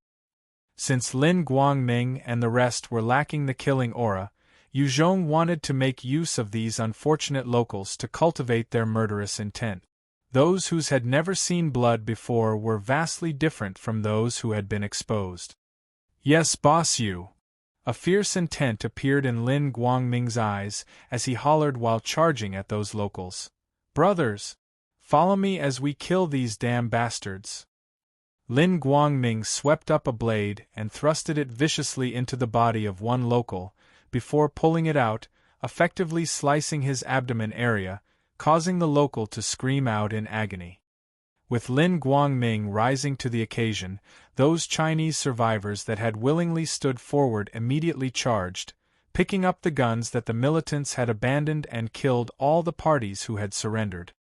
The moment the armed forces collapsed, the entire base fell into chaos.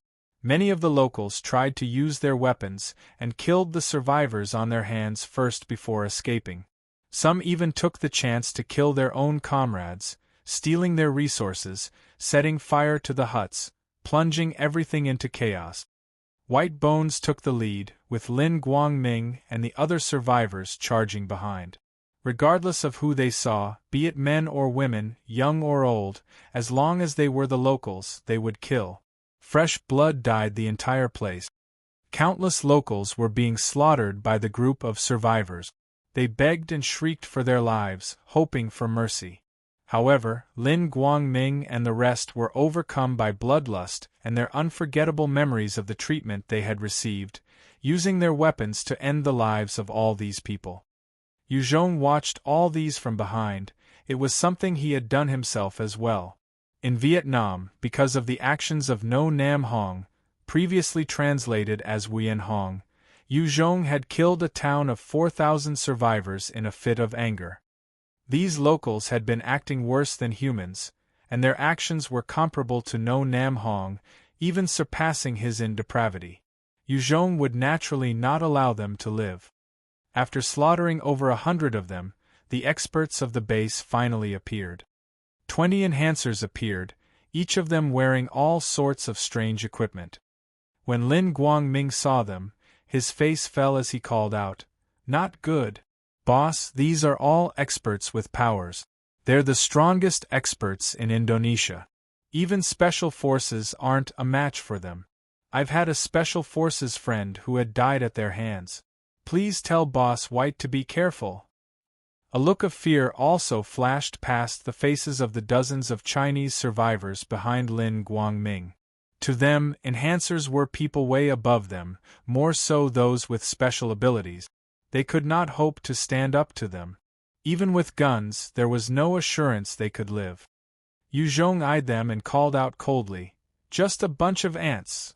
He then pulled out his stinger and flashed forward like a shadow, firing 6 times consecutively. Following those shots, 6 of the high-level enhancers immediately crumpled to the floor, their heads blasted apart in a shower of flesh and blood. When the other 14 experts saw this, their eyes were filled with shock. Without letting them recover from their stupor, Yu Zhong pointed at them and 14 balls of devil flame appeared out of thin air, shooting towards them and exploding at their heads, blasting them to pieces. Lin Guangming could not help but stammer with his mouth wide open, "Strong, strong, too strong." A look of amazement was in his eyes. Those survivors who had chosen to follow Yu Zhong could not believe their eyes as well.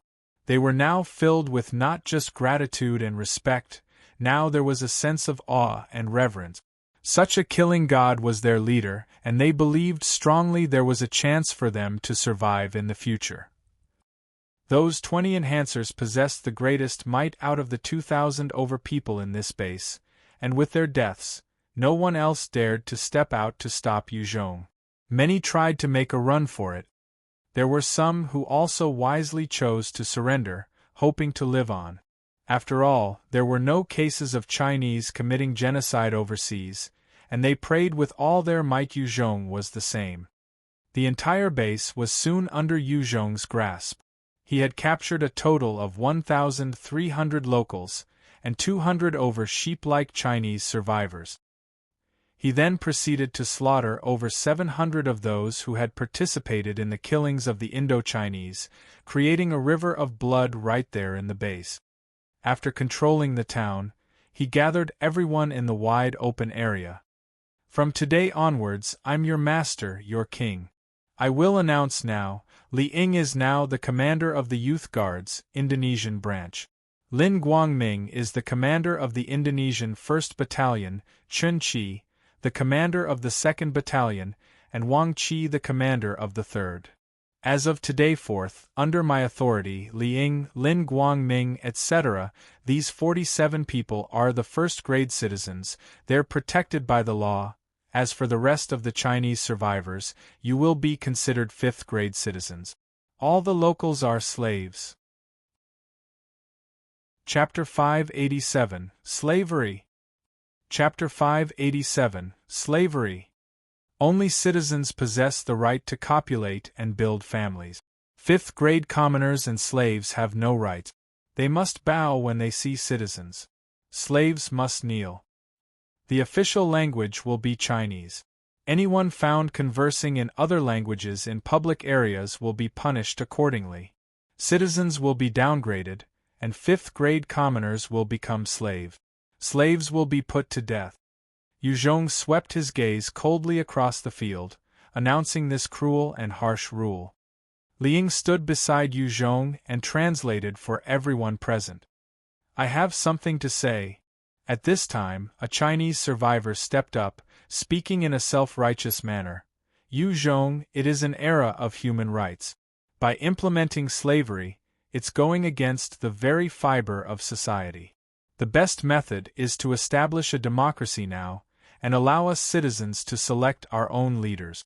We mixed Chinese will forever remember your favor. That's right. Yu Zhong, indeed, you have saved us, and for that, we're grateful. However, if you want to implement this slave system, what joke are you trying to pull? We want our rights and freedom. Democracy. We Chinese must have a position on the council, Yu Zhong. As long as you establish one, and allow us to be members, we will support you fully. The weak-minded Chinese began calling for blood and got excited. Under their agitation, some of the locals also began to stir. Yu Zhong eyed these people coolly. They had been reluctant to fight against the locals for their lives, yet were willing to challenge their own race for their own benefits, and he laughed coldly with a billowing killing intent. Are you done?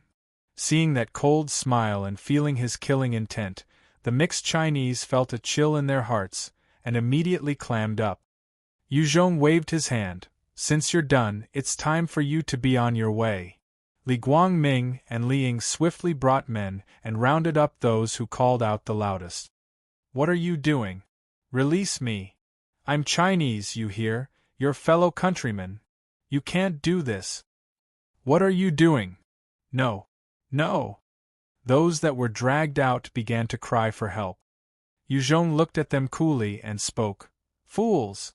Here, my word is law.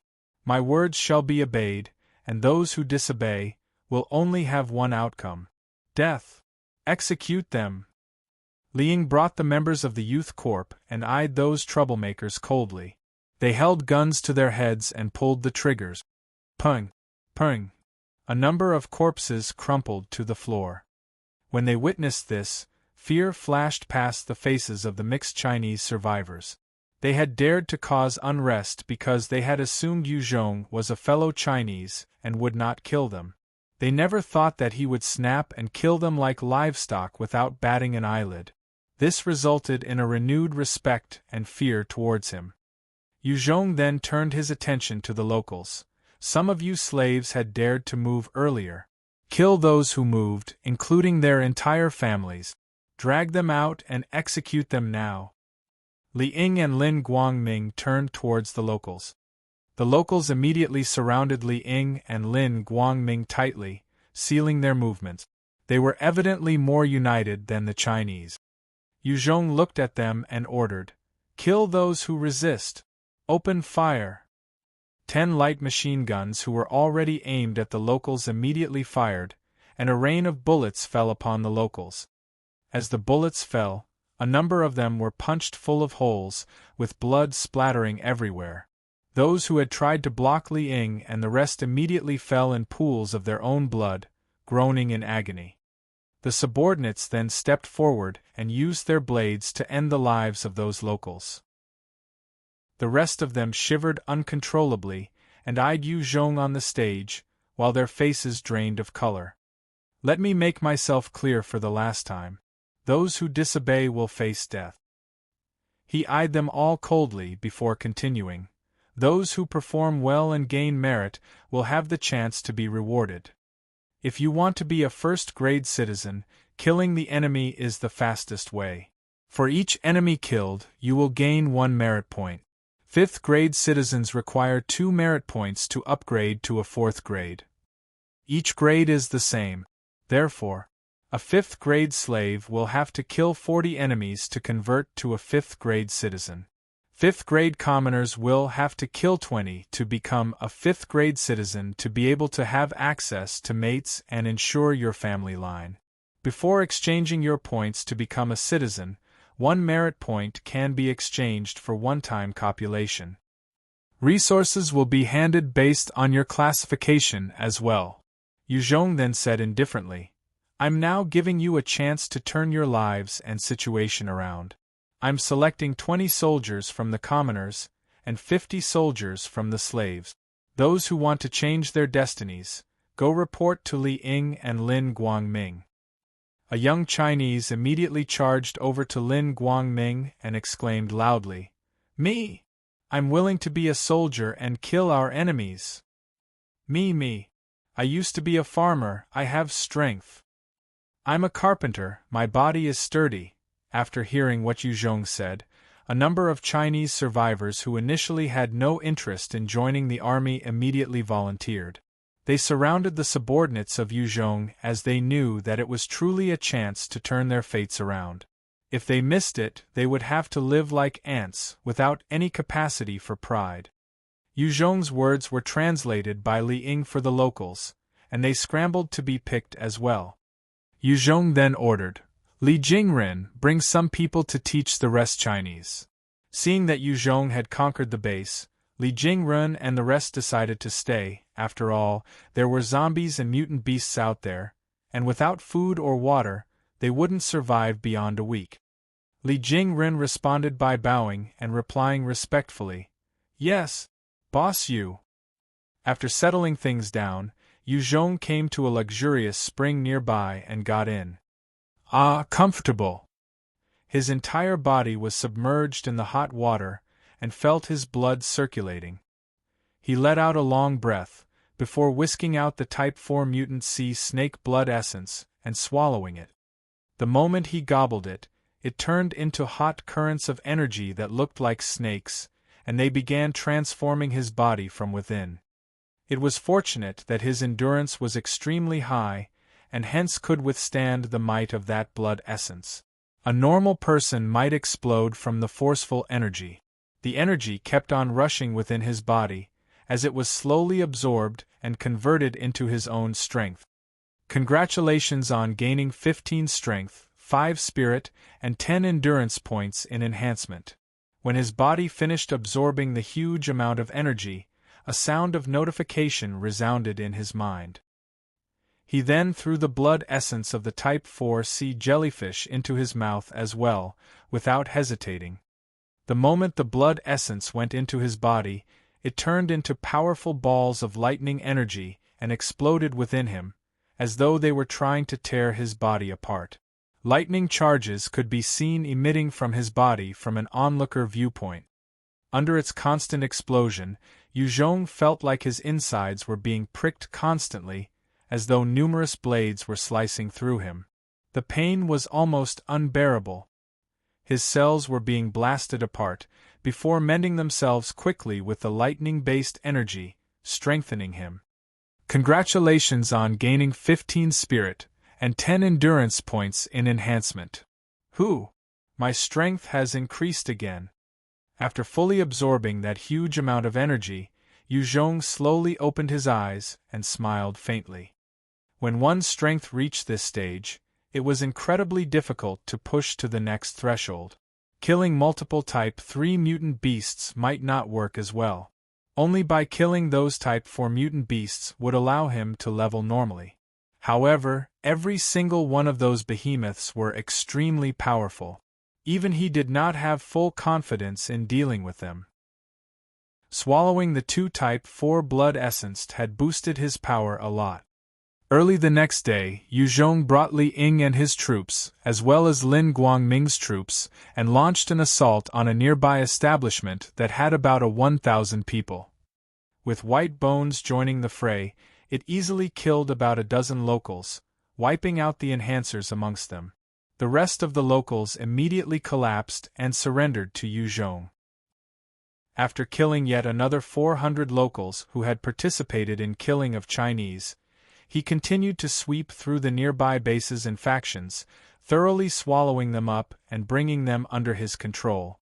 At the same time, out at sea, Zhao Tiangang had managed to radio for reinforcements, and the Shizuoka prefecture had deployed by Shaoxing as well as 40 evolvers to assist Yu Zhong.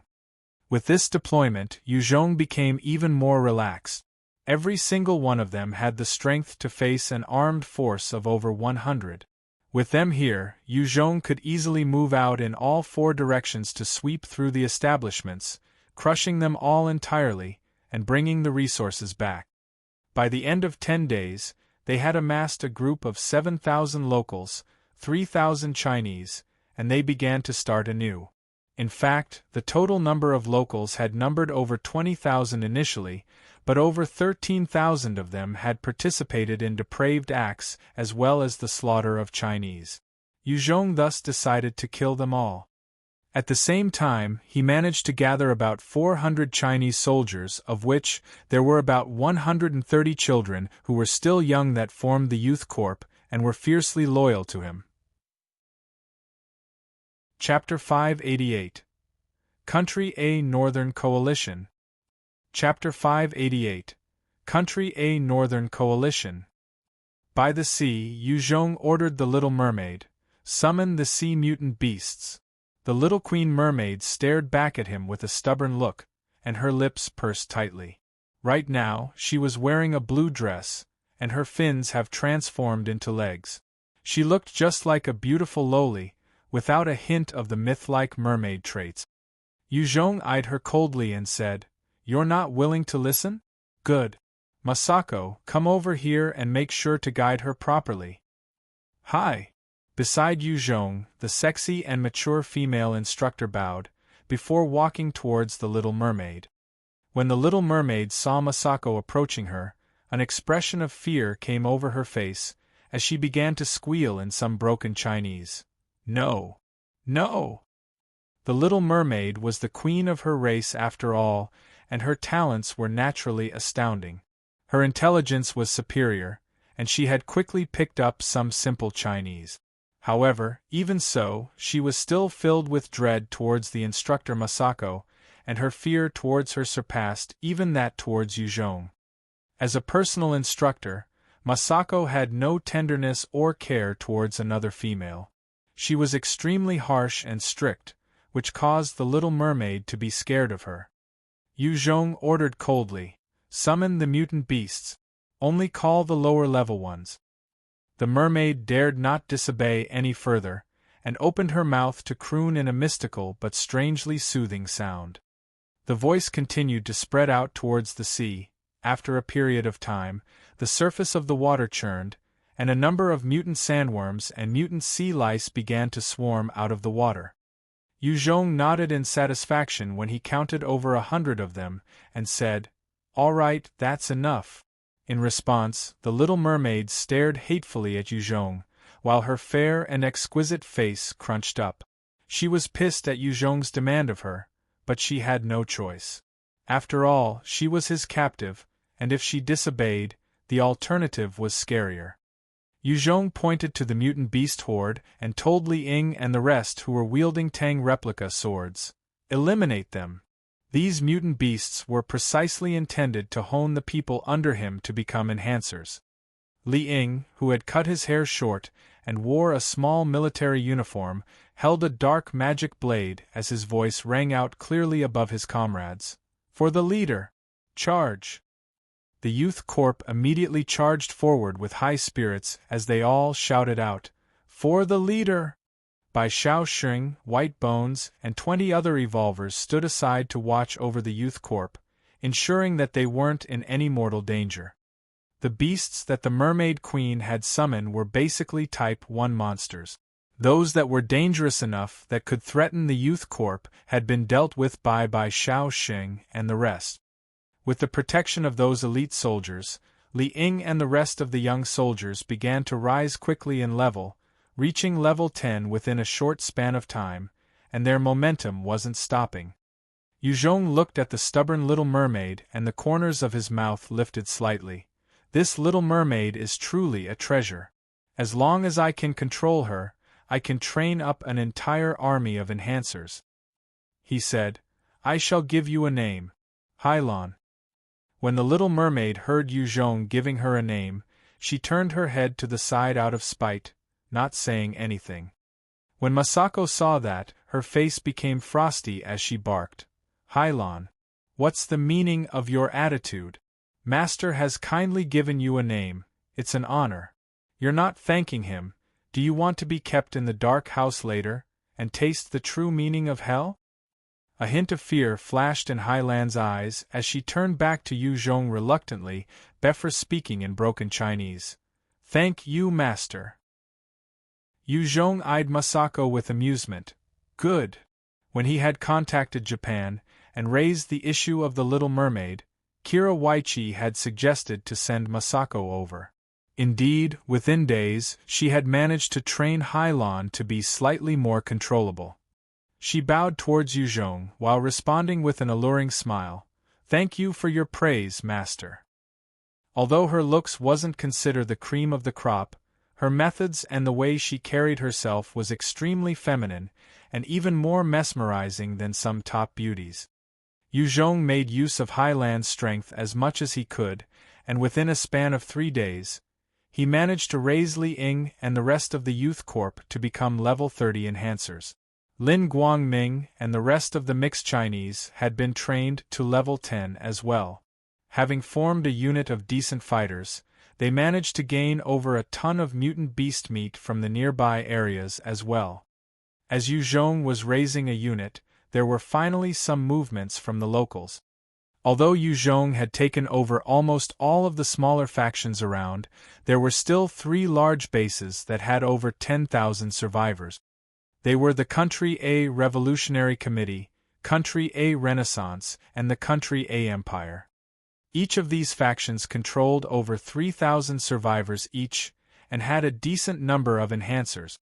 There were many lazy and brutal people among the current generation, but likewise there were geniuses as well. Country A was no different. These 3 factions were formed from the geniuses that had survived since the apocalypse. Within a lavish mansion, there were many beautiful Chinese women who were naked, posing in various areas within the mansion, giving it a sort of a lustful atmosphere. A middle-aged man who wore a suit, a huge thick gold ring on his thumb, and had a head full of spiky hair spoke. "The current situation is like this. That Chinese guy called Yuzhong has already established his own kingdom, and discriminated against our fellow locals, branding them as slaves. What do you think?"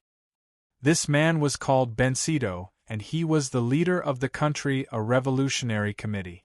Prior to the apocalypse, he had been an ordinary farmer. When the apocalypse set in, he had relied on his decisive and vicious methods, as well as his strength attained when he naturally awakened as an evolver to conquer and rule over a small area, forming his own faction. On the other side, there was a burly man with gold hair that snorted, "Kill him! Country A belongs to us locals. That Chinese trash actually dared to come here. He truly doesn't know death."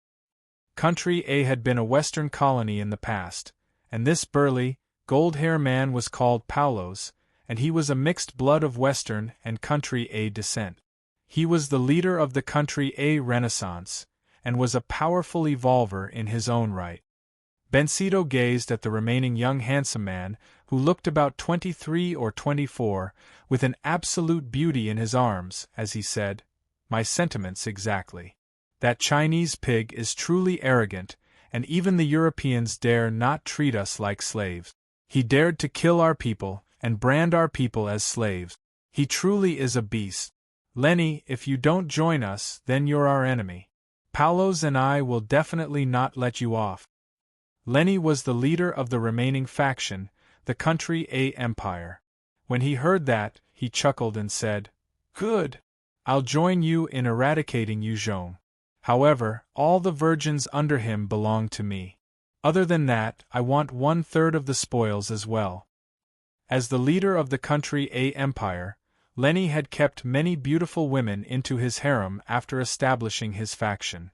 Right now there were over 500 women in his harem, and his favorite pastime was to toy with beautiful virgins. "Alright. Fine." Both Paulos and Bensido agreed to his request.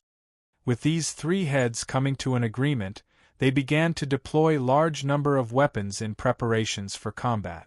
Each of these 3 factions had an elite troop of over 1,000 soldiers each, as well as numerous cannon fodder. The 3 factions mobilized quickly, and when they gathered, their total strength numbered 3,000, and together with the even larger group of slave troops, they marched towards Yuzhong's base.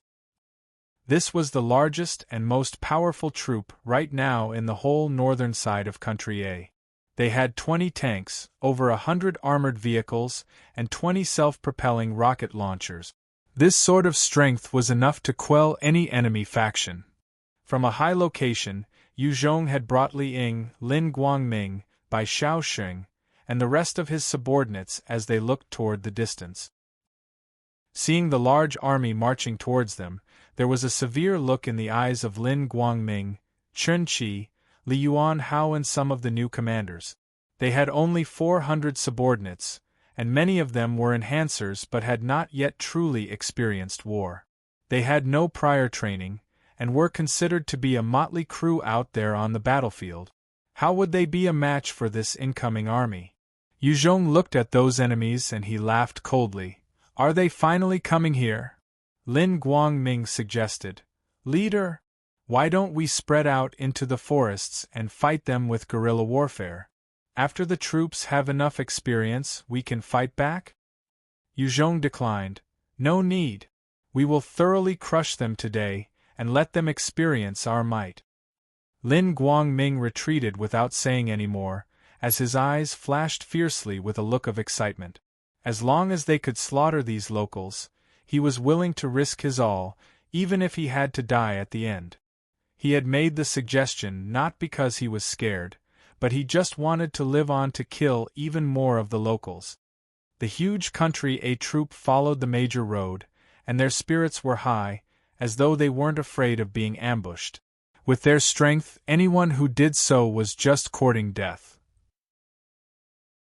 Chapter 588. Country A Northern Coalition. Chapter 588. Country A Northern Coalition. By the sea, Yu Zhong ordered the Little Mermaid, summon the sea mutant beasts. The little Queen Mermaid stared back at him with a stubborn look, and her lips pursed tightly. Right now, she was wearing a blue dress, and her fins have transformed into legs. She looked just like a beautiful loli, without a hint of the myth-like mermaid traits. Yu Zhong eyed her coldly and said, You're not willing to listen? Good. Masako, come over here and make sure to guide her properly. Hi. Beside Yu Zhong, the sexy and mature female instructor bowed, before walking towards the Little Mermaid. When the Little Mermaid saw Masako approaching her, an expression of fear came over her face, as she began to squeal in some broken Chinese. No. No! The Little Mermaid was the queen of her race after all, and her talents were naturally astounding. Her intelligence was superior, and she had quickly picked up some simple Chinese. However, even so, she was still filled with dread towards the instructor Masako, and her fear towards her surpassed even that towards Yu Zhong.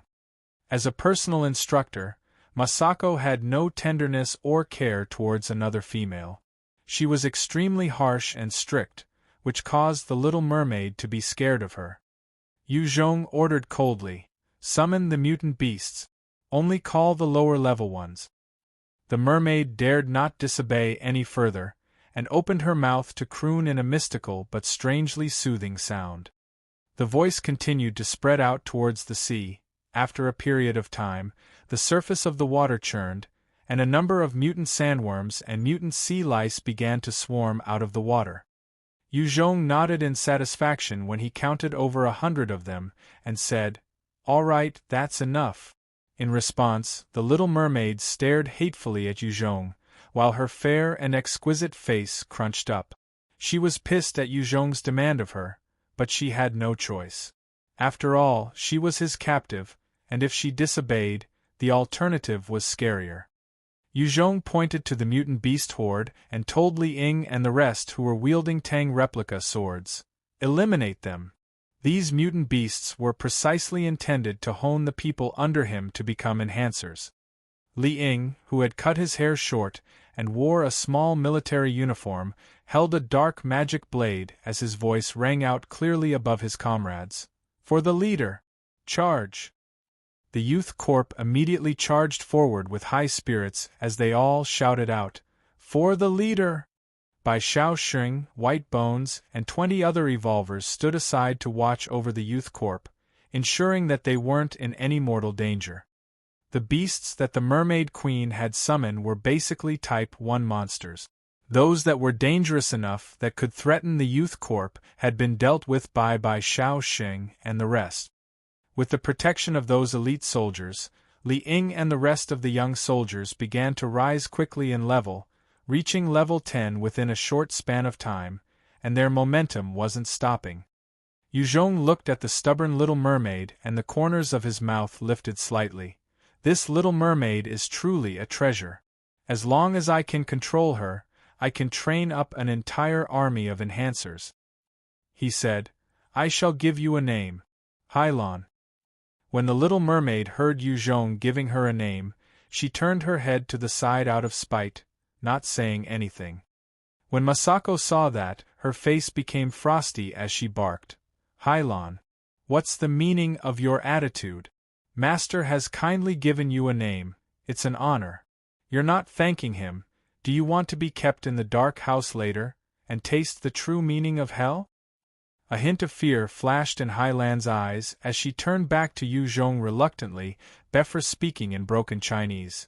Thank you, master. Yu Zhong eyed Masako with amusement. Good. When he had contacted Japan, and raised the issue of the Little Mermaid, Kira Waichi had suggested to send Masako over. Indeed, within days, she had managed to train Hylon to be slightly more controllable.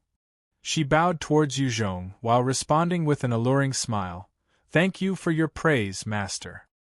Theseus' aerial beasts were simply not something Lenny could handle. The expressions of Benito and Paulo's were also ugly, as they were similarly at a loss. They weren't military people, and they had managed to get to where they were through their strength. Facing such a situation, they really did not know what to do.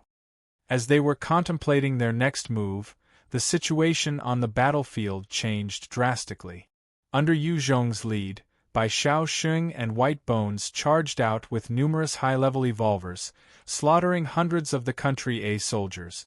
They started to collapse as they tried to escape. They didn't possess high fighting wills in the first place, and their combat sense was even weaker, their equipment was lacking, and their combat strength was almost non-existent in the face of the Thunder Fighters and superior elite soldiers under Yu Zhong. In fact, it was hard to compare them with those from the Kingdom of God and Vietnam as well. They were only used to lording over common citizens. After they lost hundreds of their comrades, their will crumbled, and they abandoned everything as they tried to run.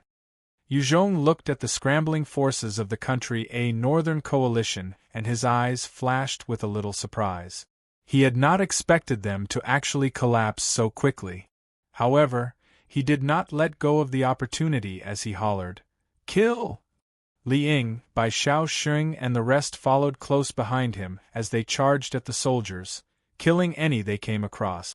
These soldiers were already broken in spirit, and were only fleeing for their lives, with their backs towards Yu Zhong and his team.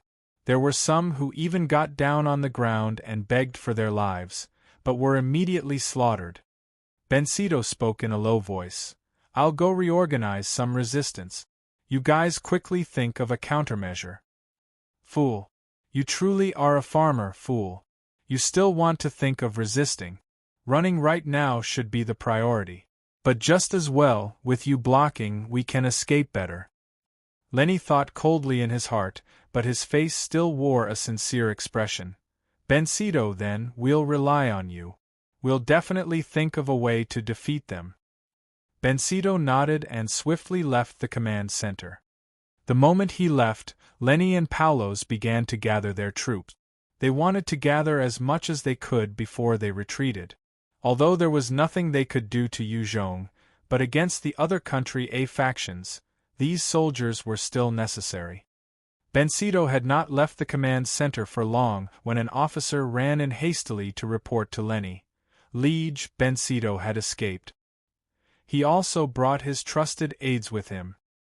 What? That damn bastard ran. Lenny and Paulos almost threw up blood when they heard the news. With Benito's escape, they were at the mercy of the soldiers of Yu Zhong. Lenny hastily ordered, Scatter! Scatter! Convey my orders! All of you have to flee now. With such an order, Lenny and Paulos quickly brought their men and abandoned their forces as they ran. This order was conveyed, and the entire country, a northern coalition, crumbled. It was every man for himself, as the soldiers abandoned their stations and weapons, not caring about anything else but their lives. The 400 soldiers under Yu Zhong, on the other hand, grew braver with bloodlust, as they chased down the soldiers. While these soldiers might have also collapsed if they were on the losing end, they were now winning, hence, they went all out to assure their victory. Furthermore, their bodies had been enhanced since becoming enhancers, and it was a breeze to them. Yu Zhong led them in killing over 3,000 members of the country, a northern coalition, and managed to capture a number of the locals as well as mixed Chinese. Yu Zhong did not stop with the advantage, and led them on a conquest towards the nearest country, a revolutionary committee. Within the territory of the country, a revolutionary committee, there was an old run-down building, surrounded by a layer of wooden fence. There were no city walls, nor any moats. There weren't even any fortifications. The few guards outside the fence were instantly taken down by white bones, and Yu Zhong commanded his troops as they charged into the territory. All the troops had been eradicated from the country, a revolutionary committee, and what was left was just a bunch of untrained soldiers. The place was easily taken over by Yu Zhong in a short while. One military officer ran towards Bencedo with a pale face. "Sir!" Yu Zhong had brought his troops and they're killing their way in. Bencedo stood up in rage. "What? He dared to bring his troops here. Damn bastard, you think I'm easily to bully. Come, let's go wipe them out." This country, a revolutionary committee, was after all Bencedo's base. He had no place else to go, and could only choose to face Yu Zhong. He gathered 50 level 30 elite soldiers, and came to an area where Yu Zhong and his troops were sure to come. He then hollered out in Chinese, "I'm the leader of the country, a revolutionary committee, Bencedo. Get Yu Zhong out here to talk to me." Bencedo had also learnt the language proficiency ability, allowing him to converse in Chinese. Yu Zhong walked out and barked coldly, "I'm Yu Zhong. What do you have to say? Spit it out." Bencedo immediately spoke. "Yu Zhong, as long as you take your troops and leave here, I can forget about what transpired here today. On top of that, I will send you a 100 virgins, a 1,000 tons of food, and a 100 tons of fuel. I'm willing to become your ally, and eradicate the other two country A factions with you." Chapter 590, Swallowing Two Cities. Chapter 590, Swallowing Two Cities. As long as he could live, Bencedo was willing to compromise anyone else, even the friends and allies that he had forged relationships with. Yu Zhong's tone was cold. "You only have two choices: surrender unconditionally or die." Bencedo's face fell, his expression ugly. "Yu Zhong, don't push people too far. With my military strength, if we were to resist with all our might, your subordinates would suffer as well. If I want to escape, you can't stop me at all. You should consider having one more friend than one more foe." "Is that so?" A frosty voice suddenly appeared by Bencedo's side, and his heart was filled with an unprecedented sense of crisis. Just as he was about to activate his skill, a blade flashed past his neck. Bencedo's head flew through the air, his eyes filled with shock and disbelief. There was only the silhouette of Yu Zhong in his eyes. Yu Zhong had used his clone technique and stealth ability to fool Bencedo's eyes, and slaughtered this genius expert easily. Bencedo was not weak, but unfortunately, in the face of Yu Zhong's attack, he was helpless. "Attack!" Yu Zhong barked out coolly as he activated his shadow steps, and turned into a specter, charging towards the rest of the local experts that had yet to react. With a flash of his blade, the experts fell like sheep as Yu Zhong killed them easily. "Kill!" Bai Xiao Xing and the rest of the elite evolvers activated their own abilities and surged forwards, drowning the rest of the country A expert. The moment Bencedo was killed, the rest of the experts felt a chill down their spines as they tried to escape. Unfortunately, there was no way to escape from the clutches of those evolvers under Yu Zhong, and within 5 minutes, the entire place had been wiped clean of any country or revolutionary committee members. Had Bencedo immediately lead his troops away from the location and hide within the forest to fight against Yu Zhong, it might have caused some problems. However, in a frontal clash, Yu Zhong could easily annihilate the faction. With Bencedo's death, the rest of the base started to crumble in spirit, and many directly escaped into the surrounding forests. A number of the locals and Chinese that had been kept captive remained. There were 50,000 members of the Country A Revolutionary Committee at first. After this battle, with the majority of the committee members fleeing, there were over 40,000 left, of which many were still locals, and Yu Zhong had no choice but to deploy some men to keep watch over them. After swallowing the Country A Revolutionary Committee, Yu Zhong began to mete out judgment on the crimes and sins of the locals. Those who had participated in killings or torment of the Chinese were all immediately executed. In a short while, over 10,000 of the locals were killed, their bodies thrown into the sea, feeding the sea mutant beasts. As Yu Zhong was cleaning up the base of the Country A Revolutionary Committee, he assigned Bai Shaoxing and 400 other soldiers to march on towards the Country A Renaissance. At this current point, as all three factions had suffered greatly in the earlier march, both the Country A Renaissance and Country A Empire had yet to catch their breath. It was the best time to launch an attack. Bai Shaoxing led the men towards the territory of the Country A Renaissance. The base was a small city in Country A, with only a small fence surrounding the place, an indication of the laid-back nature of the locals.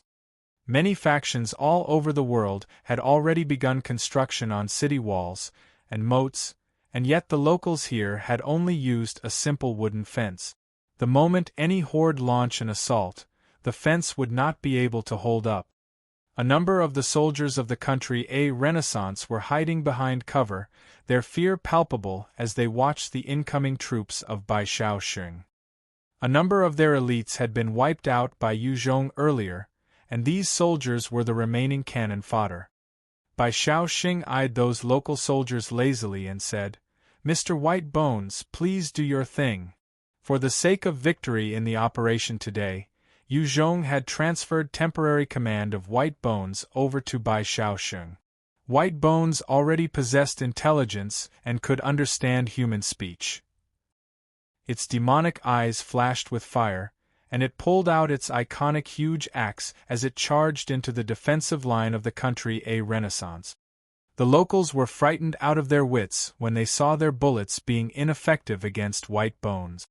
White Bones rushed to the wooden fence, when suddenly, a depression in the ground appeared out of nowhere. White Bones fell into the hole. The hole was about 5 m deep, and there were countless steel spikes in it. The locals had actually laid a trap to deal with enemies. Seeing that White Bones had fell into the hole, the Country A soldiers immediately cheered in delight. However, the celebrations did not last long, as White Bones leaped up lightly and exited the trap, before shooting forwards like an arrow. It swung its axe and 2 soldiers lost their heads in an instant. The cheers immediately turned to wails of horror. After White Bones had slaughtered dozens of them, the rest of the locals immediately began to flee. "Charge! Zhao Xiong!" Bai Shaoxing pointed towards the city and ordered. "Kill!" Zhao Xiong was a level 43 evolver under Bai Shaoxing's team, and his strength was truly terrifying. He bellowed and led a number of evolvers and Chinese soldiers into the city. The fleeing locals were slaughtered like sheep. Since the majority of them weren't actual trained soldiers, their fighting spirit crumbled quickly, and many sought to flee from the city itself. One of the locals rushed to Paulo's and shouted hastily, "Sir! We've lost our front lines.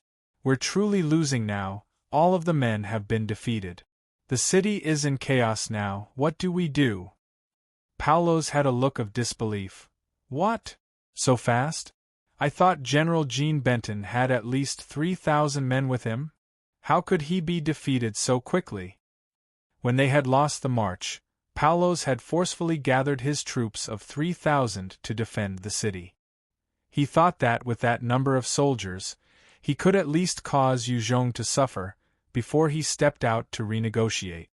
He never imagined that the troops had actually been eliminated within an hour, barely holding up. The locals shouted, "Sir, General Jean Benton had escaped!" It was precisely because of the desertion of Jean Benton that the troops of the country A Renaissance were defeated so easily. Of course, it was also partly due to the difference in strength. Paulos cursed before turning around to run. "Jean Benton, you bastard! Raven! Come with me!" "Yes," the local replied before following. With Paulos's escape, the country A Renaissance lost their ability to resist.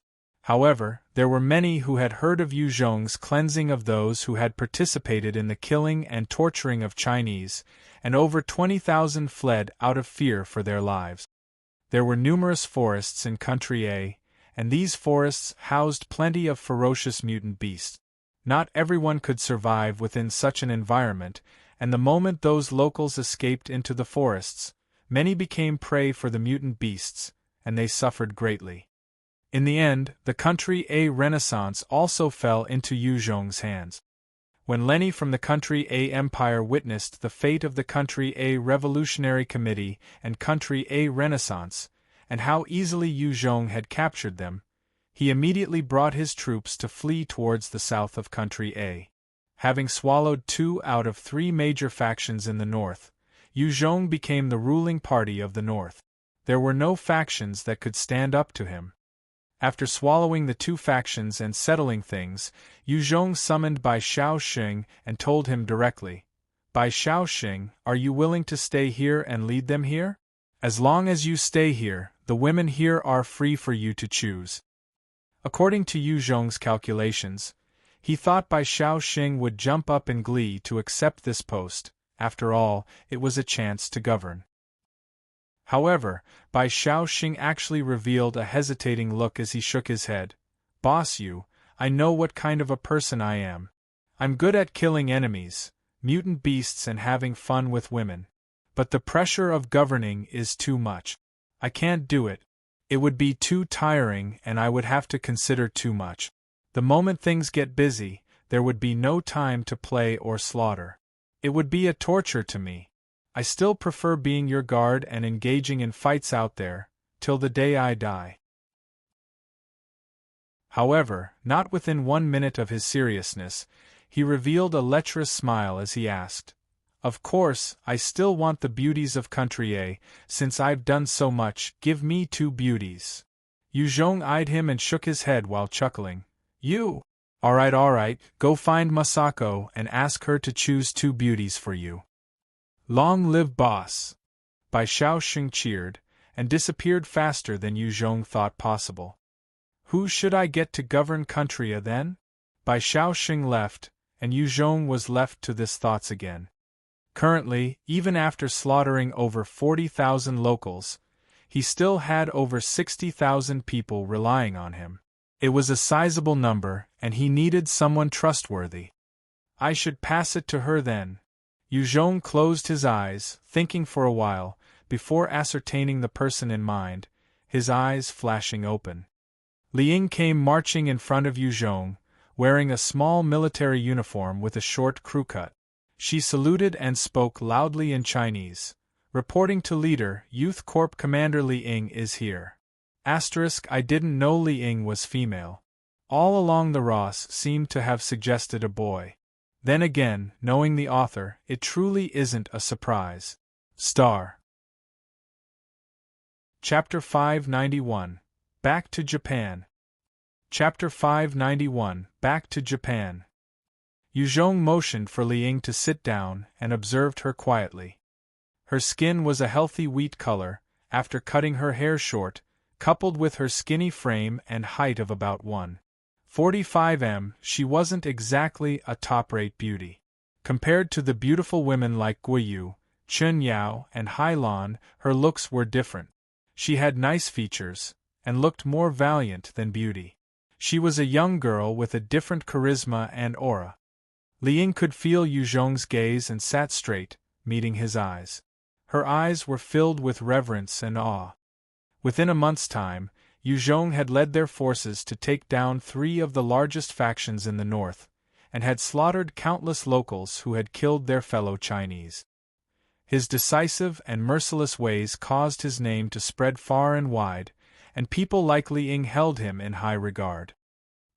He broke the silence and said, "Li Ying, from today on, you are the governor of my country A faction.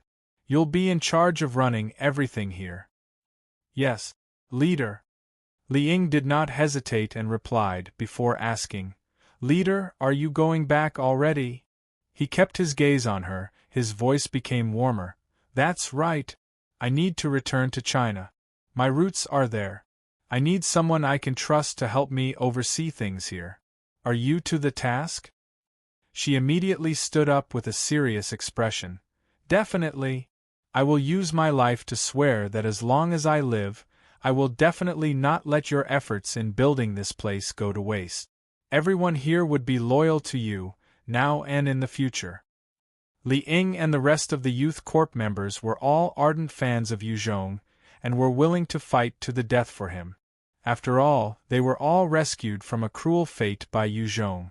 Not only did he save them, he had helped them become powerful enhancers, and led them in killing the cruel and barbarian locals.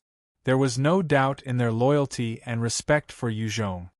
Yu Zhong revealed a smile, and opened up a gold box. There were 150 vials of evolving liquid within. "This is my final gift to aid you. There are 150 vials of evolving liquid here. If a normal person consumes 1 vial, he or she would become an evolver. Other than these, in this short span of time, there's nothing else I can do. You will need to rely on your own strength to consolidate your rule. At the same time, I hope that you can quickly eliminate other local factions and expand your power here." "Yes, leader." Li Ying looked at the 150 vials and her heart was filled with excitement. She was clear about the meaning of an evolver. With these 150 vials, she could produce a troop of 150 evolvers. It would truly be a terrifying group. After she received the box, she saluted Yu Zhong and replied, "Leader, please rest assured. I'll definitely set out to complete the task." He waved his hands and dismissed her. After formally inducing Li Ying as the governor, Yu Zhong brought the 4 Thunder Fighters as well as the 7th Fleet and left Country A, making their way back to Japan. There was still the mothership in Japan's waters, and an incomplete sky fortress. The moment Yu Zhong brought these back to China, his might would be consolidated. This time, Yu Zhong had easily obtained victory over those 3 northern Country A factions because he had the 4 Thunder Fighters with him. Each of them possessed a destructive might more than thrice that of a normal helicopter. Due to them, he had been able to crush the confidence of the locals, otherwise, he would have to pay a certain price as well. The Thunder Fighters were terrifying, but they were still overshadowed by the fighter jet. The U.S. Navy mothership had dozens of fighter jet. Adding on to the advanced radar scan of the 7th Fleet, they would be able to deal with the Thunder Fighters if the Kingdom of God decided to send more. When Yu Zhong left, he brought Bai Shaoxing and his evolver subordinates with him, causing the strength of the Country A faction to plunge. However, Li Ying was a smart kid. She had immediately issued out some of the evolving liquid to 60 of the most loyal child soldiers, turning them into evolvers. With them, it was enough to suppress any potential revolt. At the same time, she didn't make haste to advance southward. Instead, she continued to clear up the smaller factions in the north, while training her troops and gathering resources. Her power was slowly reinforced, while expanding ever so slightly. Under her rule, the Country A faction began to stabilize and grow. "Otto-sama, welcome back." The moment Yu Zhong stepped out of the Thunder Fighter, Shimazumina led the rest of the Japanese women in greeting him politely. Tenpy Osaka was still wearing the bomb collar, standing quietly while looking at Yuzhong with a complicated gaze. He smiled slightly and replied, I'm back." Muto Shin came up to Yuzhong and reported, "Leader, Takamajiehara had sent an envoy to request an audience." Yuzhong was taken slightly aback. After pondering a while, "People from the Takamajiehara? Let him come." Soon, Muto Shin led a young man of about 27, 28 who grew a small mustache into the room. He was good-looking and wore a crisp suit, giving others a favorable impression as he entered. Inside the living hall, Shimazumina was kneeling by Yuzhong's side in her kimono, helping to prepare some tea. Yuzhong laid back on a sofa, relaxed. By his feet, Sakura Shiroyuki and Amano Asami were helping to massage his legs. Even after becoming evolvers, both of these beauties were still obediently massaging Yuzhong, not daring to be the slightest bit disrespectful. The young man bowed before saying, "Oda Maiwa from Takamajihara greets Yuzhong-sama." Yuzhong responded indifferently, "Out with it! You guys should have known my temper from your previous delegate." Oda Maiwa chuckled as he suggested, "Yes, Yuzhong-sama, our Takamajihara hopes to enter an alliance with you. Both parties would trade and not antagonize each other. What do you think?" Takamajiehara had strength, but they were just one of the many factions in Japan. The current situation was similar to the feudal period of Japan. Furthermore, there were zombies and mutant beasts everywhere, threatening humanity. Tetsuo Nendori was also a warlord, and could feel that Yuzhong was tough to deal with. Hence, he changed his thinking, and wanted to ally with Yuzhong. After all, Yuzhong was Chinese, and would not be able to sway the majority of the Japanese to his side. Chapter 592, Port Fong Cheng. Chapter 592, Port Fong Cheng. Yuzhong thought for a moment before replying, "Sure." Initially, Yuzhong had wanted to deal with Takamajiehara because he felt their strength to be a threat to him. Now that they had suffered some losses, the threat level had receded somewhat. He wasn't willing to be engaged in an all-out fight against them as well. After all, it was Japan here, not China. He did not intend to stay here for long. When Oda Maiwa saw that Yuzhong was agreeable, he could not help but sigh in relief. Tetsuo Nendori might not necessarily have let go of his hatred of Yuzhong, it was just that he needed time to retrain and raise up his troops. It was not wise to fall out with Yuzhong at this point. After coming to an agreement, Yuzhong sent Oda Maiwa away. Yuzhong looked at Shimazumina and asked, "Is the Sky Fortress ready?" She looked at him with a complicated gaze while responding respectfully, "The construction is done. Bring me there." "Yes, Ato-sama." Under her guidance, Yuzhong came to that underground factory. This time it had thoroughly transformed into a city, with lights flashing at its side. The whole body had a metallic luster, and there were a number of heavy cannons mounted on it. These cannons had been salvaged from the remainder of the unusable Thunder fighters. In addition, there were other heavy machine guns, semi-automatic rifles, and the entire sphere looked like something right out of a sci-fi film. This was the main structure of the Sky Fortress. The Shimazu clan had spent a large amount of resources to bring it to fruition. The fact that such a colossal thing could fly was a feat in itself. Shimazumina pointed at it and said, "The manufacturing of the laser cannons have not been smooth. If we want to add in those side laser cannons, it might take another half a year, as well as more resources. Right now, other than the capability to fly, the Sky Fortress does not possess much combat strength. If you want to gain a huge warship, you might need to wait for another half a year." Constructing this Sky Fortress had cost the Shimazu clan huge amount of resources and manpower. They simply could not divert more to develop the laser cannons. Shimazumina had promised that because she had hoped Yuzhong would help to lead her troops to attack the city and get resources.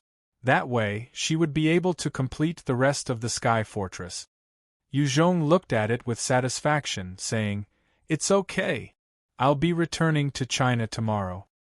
He then asked, "Mina, are you willing to come to China with me?"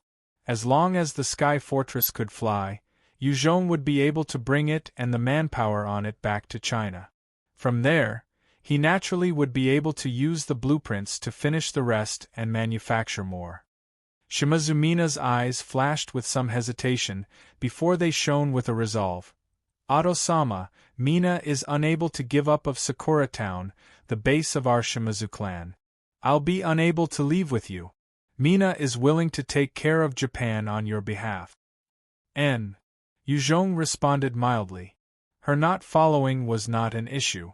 After all, the Sky Fortress was a huge haul for him. While Shimazu Mina wasn't willing to follow Yu Zhong, Sakura Shiroyuki, Amano Asami, Ogura Rhea and Ida Kyoko were extremely willing to follow him. After all, Japan was still in chaos right now. Without the protection of an expert, even if the women were evolvers, they might still end up as toys for other powerful experts. Early the next morning, the mountain split open slowly, and the Sky Fortress began to float up into the sky. There was no mechanical noise, instead, it seemed to release some strange energy, allowing to fly noiselessly in the sky, as though it was an alien spacecraft. Yu Zhong sat within and could not help but sigh with admiration. Truly amazing. Bai Shaoxing held two Indonesian beauties in his arms, as he kissed them both before chuckling. "This is the might of the anti-gravity energy converter. It has truly exceeded our expectations." Yu Zhong mulled silently before replying softly, "This sort of technology should be beyond even 100 years in our future. The person behind this all is truly frightening." Yu Zhong had been gaining strength constantly ever since the apocalypse started. However, the stronger he got, the more he felt the pressure of the person who had called himself God. The humans were just like ants on this earth and could only struggle. So what? Since that person had called himself God, this sort of strength is reasonable. Boss Yu, let's not think too much. Life is short. We should enjoy ourselves when we're alive. Bai Shaoxing chuckled, before lifting the chin of one of the beauties by his side and grinned lewdly. "Beauty, come, feed your master some wine." The Indonesian beauty smiled seductively and lowered her head to take in some wine, before feeding to Bai Shaoxing through his lips. After savoring the wine, he laughed out loud, saying, "Ha ha! Having a beauty feeding one wine, it truly is an enjoyment in this life. Boss Yu, let's forget about your troubles. We should live on well." Yu Zhong looked at Bai Shaoxing and smiled slightly. He didn't say anything, after all, everyone had their way of life. He did not want to stop Bai Shaoxing from living his. In truth, other than being a lustful person, Bai Shaoxing was not a bad character. The main thing was, he had lack of ambition, and could be considered as loyal to Yu Zhong. After all, he had joined him in many conquests. Sakura Shiroyuki walked over to Yu Zhong with a seductive smile. "Master, I want." Amano Asami also came into his arms with a fragrance as she grinned. "Me too." Reveling in the scent of these two beauties, Yu Zhong felt his blood rush, and he brought them to his room. It was time for him to relax as well. Bai Shaoxing shot a lewd look and roared out in laughter, before pulling his own beauties towards another direction. "Hee. Boss seems to be cut of the same cloth as me. Brothers, let us disperse for the night." Within the control area, there were numerous elite soldiers. Other than a few, most of them had a beautiful Indonesian lady with them. They had followed Yu Zhong in his conquest of Japan and Indonesia. Yu Zhong also wanted to reward them, and had given each of them a pretty Indonesian. He never mistreated his soldiers who fought hard for him. He knew it was hard to control everything himself, and he needed loyal subordinate. Hearing Bai Shaoxing's words, the rest of the elites chuckled and brought their women with them as they left for their own rooms. Yao Yao was sitting in a corner, hugging the biological armor that had Ji Qing Wu inside, and snorted in irritation. Men are all the same, a bunch of dicks. On the sea, the mothership and the Seventh Fleet were carefully making their way across. There were countless behemoth-type mutant beasts in the sea. Just a single Type 4 possessed the strength to annihilate them. However, there was Hai Lan with them, and while she could not control any mutant beasts of Type 3 and above, she could feel their presence. At the same time, with the advanced surveillance and radar system of the Seventh Fleet, they could tell the position of any large mutant beasts, and avoid them carefully. Since the apocalypse, only the USS Blue Ridge had ships with radar systems could possibly navigate the seas. Otherwise, the lurking danger was too much for any other ship to bear. Even then, if these ships or cruisers were not careful, they could suffer under the attack of any Type 5 mutant beast. There would not even be a chance to defend themselves. After a journey of a few days, the group finally reached Guangxi's port Fangqing. Yuzhong had a sizable faction at Guangxi. However, the truth was that there were too many zombies in the region. Even after trying their best to clear as many as they could, they had not yet expanded to this particular port. The Washington aircraft carrier and the Blue Ridge warships had to find a port to dock, and hence Yuzhong had selected this port. There were numerous ships of various sizes floating at the dock, packed like ants. He surveyed the surrounding and smiled lightly. This time, we've struck it rich. This port was one of the largest in Guangxi in the past. Its volume of trade every day reached staggering figures. After the world changed, few had made it in time to get on the boats to flee, and thus many were left abandoned.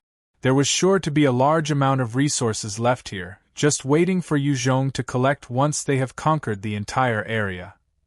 Furthermore, these ships and cargo freights would become Yuzhong's. Chapter 593, Pressure. Chapter 593, Pressure. Yuzhong's aim was to make use of good talents regardless of who they were. Even if they were from other countries, he would still accept them under his wing. Under his orders, Zhao Tiangang led the experts from Japan, as well as the different ladies towards the direction of Guining City. The Sky Fortress made use of technology that was far beyond the current technology. The moment it pushed its speed to the maximum, it could reach Mach 1. Very soon, it disappeared from its original location. Bai Shaoxing led 30 evolvers down towards Port Fangqing, as they began to search the area carefully. Yuzhong was also personally sweeping through the place. Regardless of how they searched the place, it was like a dead town, without a single trace of any being. The resources left behind had not been moved much. In fact, they had chanced upon a large amount of rice and other rations. However, a huge bulk of them had gone bad. Being a port that was near the sea, the high levels of moisture caused the food to go bad even faster. Bai Shaoxing asked Yuzhong, "There's nobody. However, there are traces of some things being moved towards the north. There should be people there. Boss Yu, shall we go check it out?" Yuzhong said, "It's too strange here. I'm taking 8 men with me. You stay here to guard the place. Report to me if anything strange happens." Bai Shaoxing replied seriously, "Yes." Although Bai Shaoxing had an easygoing attitude and a flippant way of doing things, after one strong lesson of defeat, he learned when he should be serious. Yuzhong led the 8 elite soldiers as they searched their way towards the north. Port Fangqing was a huge port in Guangxi, and he needed to control this place entirely, otherwise it would be difficult to develop a navy. Even if the seas were more dangerous in the current apocalypse, Yuzhong hoped to bring up a navy. It was still fine if they could handle the coastal areas. "Put down your weapons, raise your hands, and surrender immediately, or we'll take your lives." After Yuzhong entered the city area, 20 men in strange clothes suddenly appeared. They held machetes, vegetable knives, and handguns, as they surrounded Yuzhong and his men. These militants eyed the equipment on Yuzhong and his men with greed in their eyes. Yu Zhong and his men were currently carrying assault rifles on their backs, with Tang replica blades at their waist. They had military gloves and boots, and were truly armed to the teeth. One young man wearing glasses stepped forward and warned, "You guys better not try anything funny. I know you're military, however. Our boss Jing is a powerful evolver. His level is 35 and he can even slaughter AL2 with a single strike. We just want your weapons and not your lives."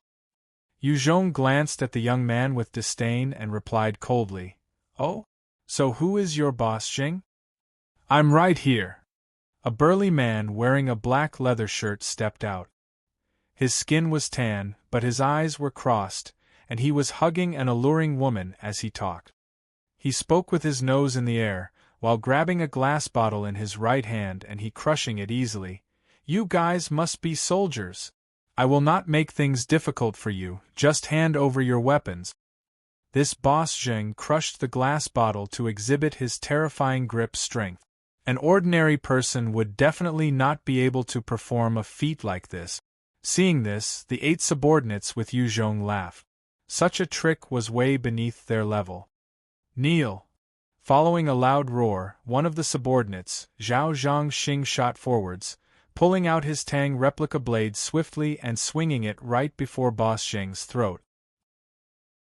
This Boss Zheng was only some level 35 enhancer, in front of Zhao Zhangxing, an elite soldier with an evolver status as well as the experience of countless battles. He was simply incomparable. He looked at the Tang replica blade in front of his throat, and his legs turned wobbly. He then knelt down while trembling. "It is I who have eyes but do not recognize Mount Tai. I'm sorry. Please spare my life. Spare my life." If he were to face 8 ordinary soldiers, it wouldn't be a problem, but against level 40 evolvers, he was incredibly weak. Another subordinate of Yu Zhong, Yang Gang, stepped forward and barked coldly, "This person in front of you is Leader Yu Zhong. All of you get on your knees now, otherwise you'll be executed."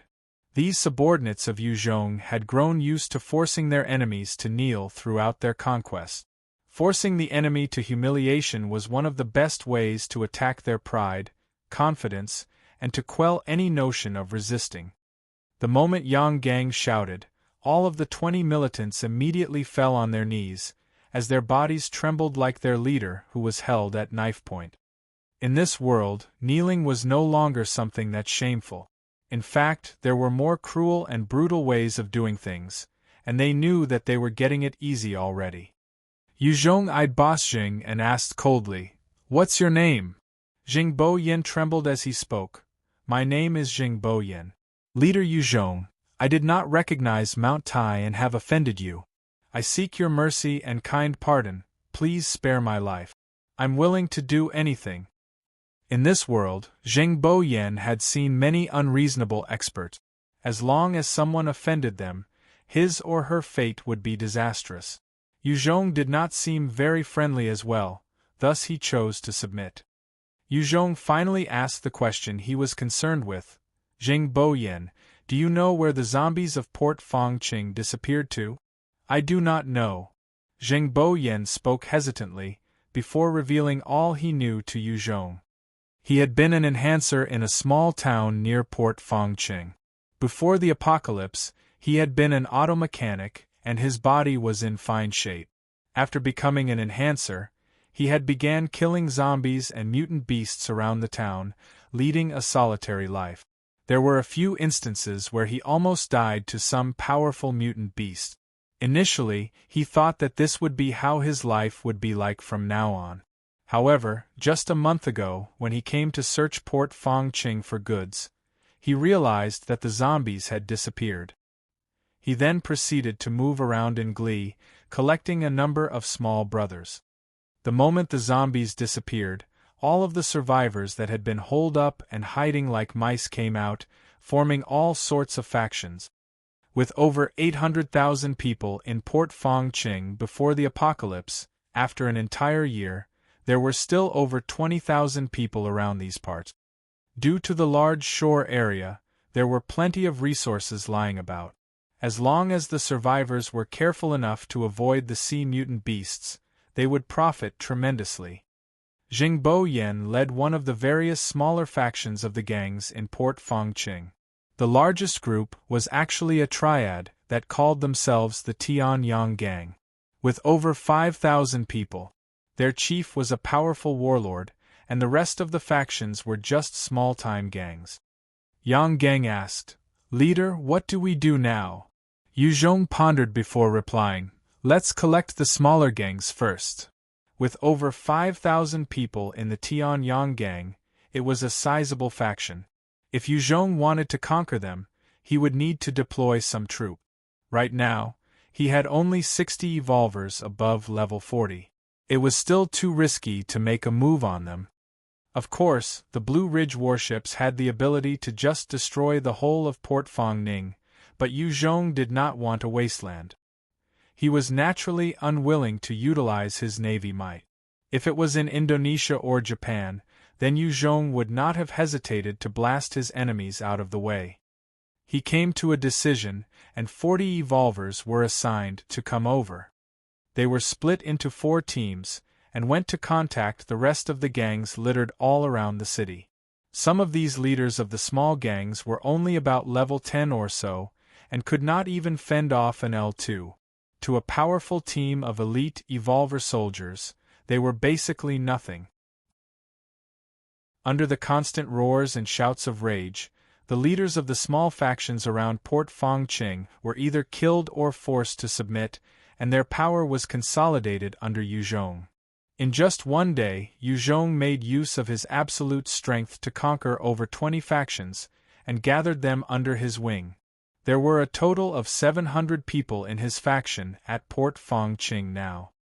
Witnessing his overbearing and tyrannical strength, Zheng Bo Yen and those who had submitted the earliest were agape with shock. Yu Zhong had shaken the entire Port Fongqing the moment he arrived, and they were thoroughly convinced of his strength. One young man held an invitation as he came up to Yu Zhong respectfully. "Sir Yu Zhong, this is the invitation from my young master. We hope that you can attend the banquet that he's hosting." "Got it." Yu Zhong received it, as his eyes flashed coldly before dismissing the youth with a wave of his hand. "Seems like you want to act against me, eh? Fine, let's see what capabilities you have." Yu Zhong held the invitation and laughed coldly. Night, as darkness encroached the land, within a lavish 4-star hotel, a number of handsome young waiters and beautiful waitresses were weaving in and out the crowd. Chapter 594. Forceful Integration. Chapter 594. Forceful Integration. In that hotel, the guests were all leaders of the various factions of Port Fongqing. They had been farmers, fishermen, sailors, and other ordinary characters. None of them had class, and their demeanor was boorish while their behavior was crass. Even for someone like Yu Zhong, his very being radiated an intense killing aura, but his etiquette was lacking when compared to science. After all, those socialites and sons of the famous and rich had a specific form of education, whereas he lacked that type of knowledge. One particular tanned middle-aged man with a bald head and swollen eyes looked at another man with an eye patch and 2 claw scars running down his face, and asked, "Brother Fong, do you think this Yu Zhong will come?" The bald middle-aged man was called Long Jian Un, and he was the chief of the Rainbow Gang, one of the 8 prominent triads of Port Fongqing. As for the scar-faced man, he was called Fong Zhen, the leader of the Whale Gang. Fong Zhen spoke somewhat savagely. "He will definitely come. If he wants to join our alliance, he will come. I've made it clear that if he doesn't, our alliance will make sure to eradicate him. He's too dangerous." The 8 main triads of Port Fongqing were the Rainbow Gang, Whale Gang, Sea Sand Gang, Sea Waves Gang, Sea Wolf Gang, Coral Gang, Sea Fork Gang, and the Sea Soul Gang. As Port Fongqing was close to the sea, the leaders all opted to use sea-related names for their gangs. Yu Zhong had appeared for only 1 day, and had already gained control over 700 survivors. If he was allowed to continue like this, the rest of the factions in Port Fong Ching would be swallowed by him. One skinny man that looked like a monkey, Chen Sha, who was the leader of the Sea Sand Gang, frowned and quipped, "What's the background of this Yuzhong? How come there would be someone like this all of a sudden?" Zhan Tianyi, the leader of the Sea Waves Gang, furrowed his brows and said, "Could it be the leader of Guining City, Yuzhong?" Hearing those words, the faces of the leaders immediately turned dark. Every day there would be a broadcast from Guining City, inviting survivors to head there, at the same time, summoning the various factions in the Guangxi region to submit to Guining City. Port Fongqing had received those transmissions as well. It was just that these 8 leaders were living comfortably and did not want to give up their power and control over to Guining City. Chen Guihe, the leader of the Sea Wolf Gang, spoke slowly. "It could just be a coincidence. The world is vast, it's not strange for people to share names. It might not necessarily be him." Hearing Chen Guihe's words, the 8 leaders slightly relaxed. They really didn't want to come to blows with the leader of such a huge faction. Yu Zhong arrives. As Yu Zhong stepped into the hotel, the waiter at the entrance called out loudly. Hearing the announcement, everyone swiveled their heads to look at Yu Zhong. In just one day, Yu Zhong had swallowed over 20 factions in Port Fongqing. This caused everyone to be apprehensive. One vicious-looking man laughed savagely, before pulling out a gun and swiftly aiming at Yu Zhong. "So you're Yu Zhong? You've got guts. You actually dared to come alone. Good. Good. Your guts are something else, but too bad you lack brains. Today will be the day you die." The vicious-looking man had a speed that exceeded a normal person by 6 times, and to the normal people present, his speed was incredible. However, Yu Zhong's speed was even faster than his, and he grabbed the man's hand casually, before twisting it. He then turned the man's hand and placed the gun into his mouth before pressing the trigger. With a loud gunshot, the fierce man's head was blasted, and his brains and blood splattered behind him. Such a scene would have invoked countless screams and shouts from the witnesses. However, in this apocalypse, everyone had grown used to seeing death and conflict. When the corpse crumpled to the ground, 2 waiters stepped forward and carried his body out. At the same time, the gazes of the leaders present were filled with apprehension. The fierce man was a fast shooter, and there had been 15 leaders that had fallen at his hands. He was also a well-known expert in Port Fongqing. Such an expert was actually taken down by Yu Zhong in a second, and they were filled with shock. Long Jian and tried to bark at Yu Zhong with a self-serving tone. "Yu Zhong. I'm Long Jian, the leader of the Rainbow Gang. You came in here and immediately killed a leader. What the hell are you up to? Do you want to go against all of us here?" His words immediately riled up the strong feelings in all of the leaders, as they stared at Yu Zhong with hate and prepared to attack. "Fuck off!" Yu Zhong stepped forward and shot Long Jian a glare, with his killing intent billowing towards the skies, pressuring Long Jian. Long Jian instantly cowered, and he retreated a few steps involuntarily as his face was full of fear. After forcing Long Jian back with his gaze alone, Yu Zhong walked towards the stage under the gaze of everyone present, and stared down at all of the leaders of Port Fongqing like an emperor. Yu Zhong gazed coldly at the leaders and spoke in a matter-of-fact tone. "I'm Yu Zhong, the leader of Guining City with 1 million survivors. You have 2 choices now. Submit or die." When they heard his overbearing announcement, all of the leaders immediately became silent. It turned out to be actually him. One middle-aged warrior with a full beard shouted, "Even if you are Yu Zhong, so what? This is Port Fongqing. It's not Guining City. Your father, I am not convinced that you can do whatever you like. If you have the guts, you can kill this old one. Sure. Go to hell." Yu Zhong pulled out his stinger and immediately fired a shot at the burly warrior. Before the warrior could even react, his brain exploded, as red and white matter splattered all over the ground. The woman in his grasp turned pale, as the body crumpled to the floor, and brain matter dripped all over her clothes. Seeing this, the faces of the leaders changed terribly. Yu Zhong's speed had exceeded the sound barrier. Almost everyone only saw a quick shadow. With this single move, everyone knew that they were no match for him in speed. Who else is still not convinced? Yu Zhong viewed them with contempt as he drawled icily. Long Jian and shouted out in a frenzy, "Do it! Everyone, let's join forces against him. We have nothing to fear." Before he even finished, Yu Zhong waved his hand, and the stinger fired once more. Long Jian An's head then exploded like a watermelon. However, his words had riled up the fighting spirit of the leaders in the hall, and they began to exhibit their skills, charging towards Yu Zhong.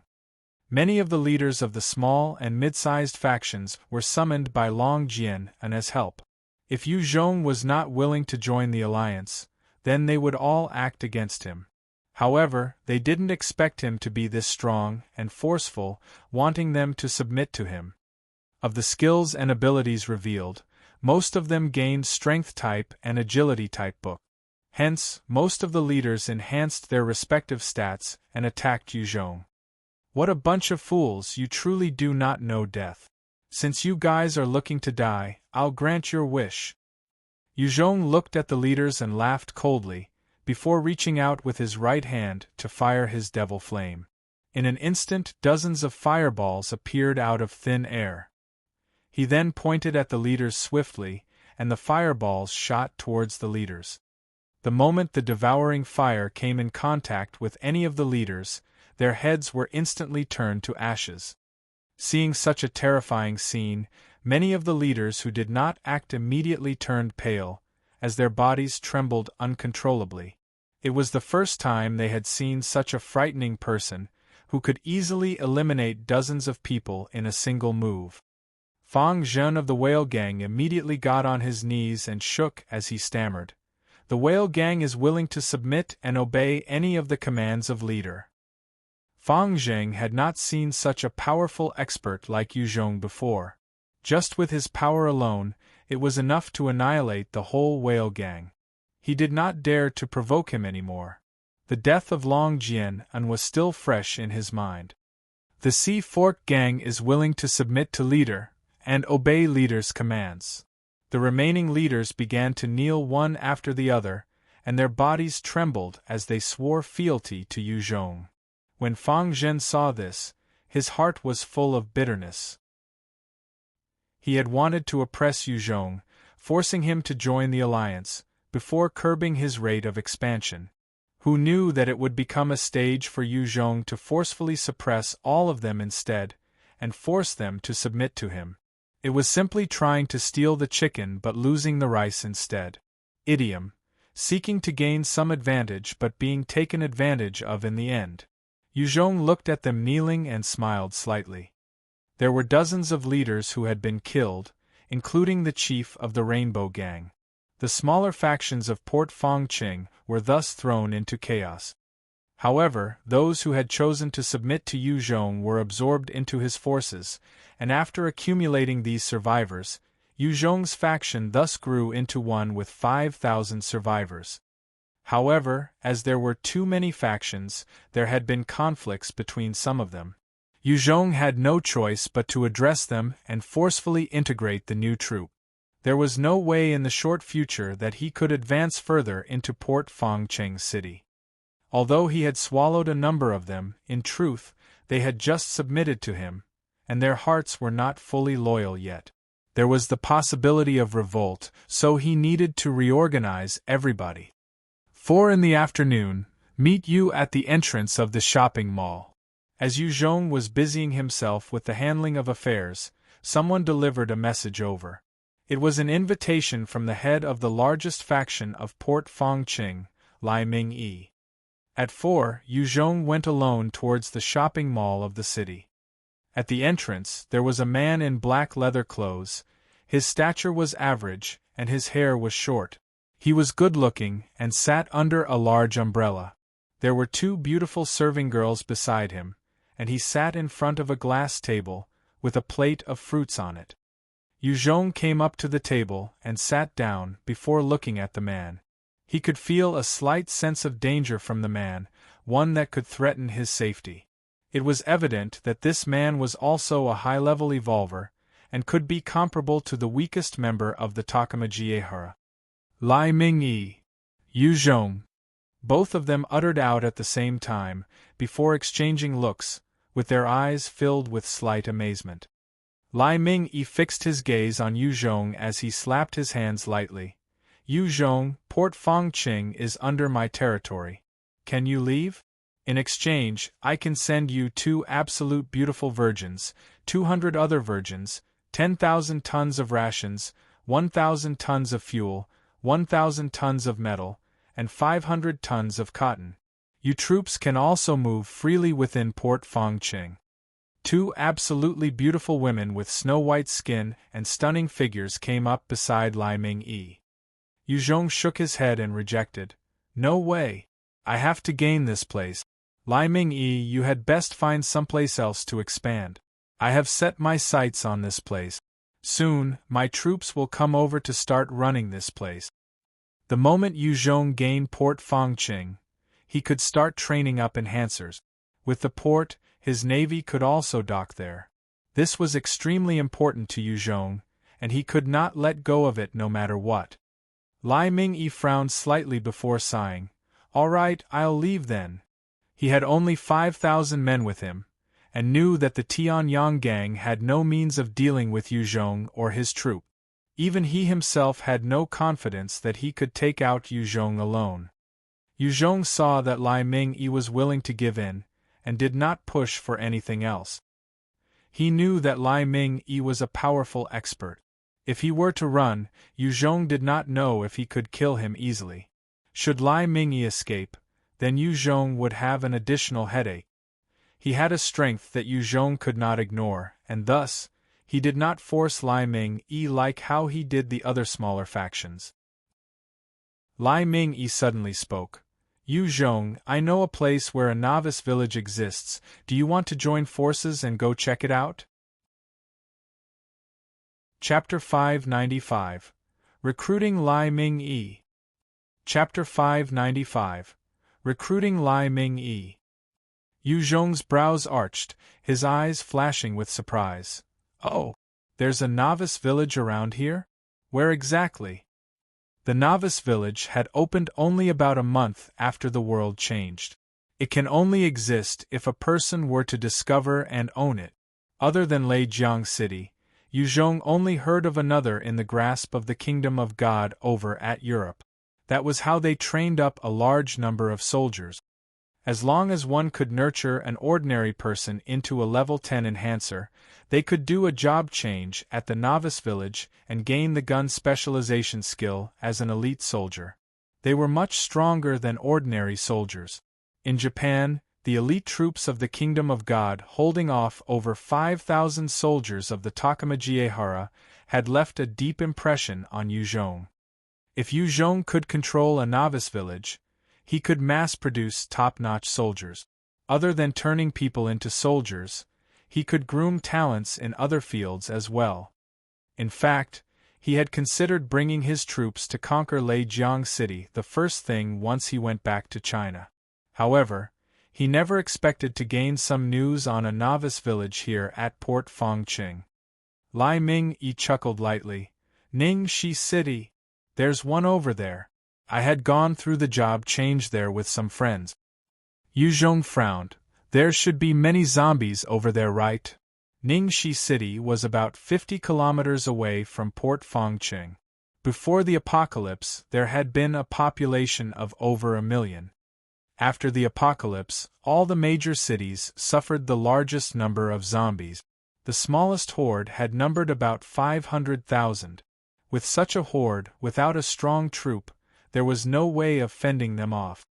Even if Yu Zhong managed to gather all 5,000 survivors of Port Fangqing, he was not blindly arrogant to think that he could use them to eradicate the zombies of Ningxi City.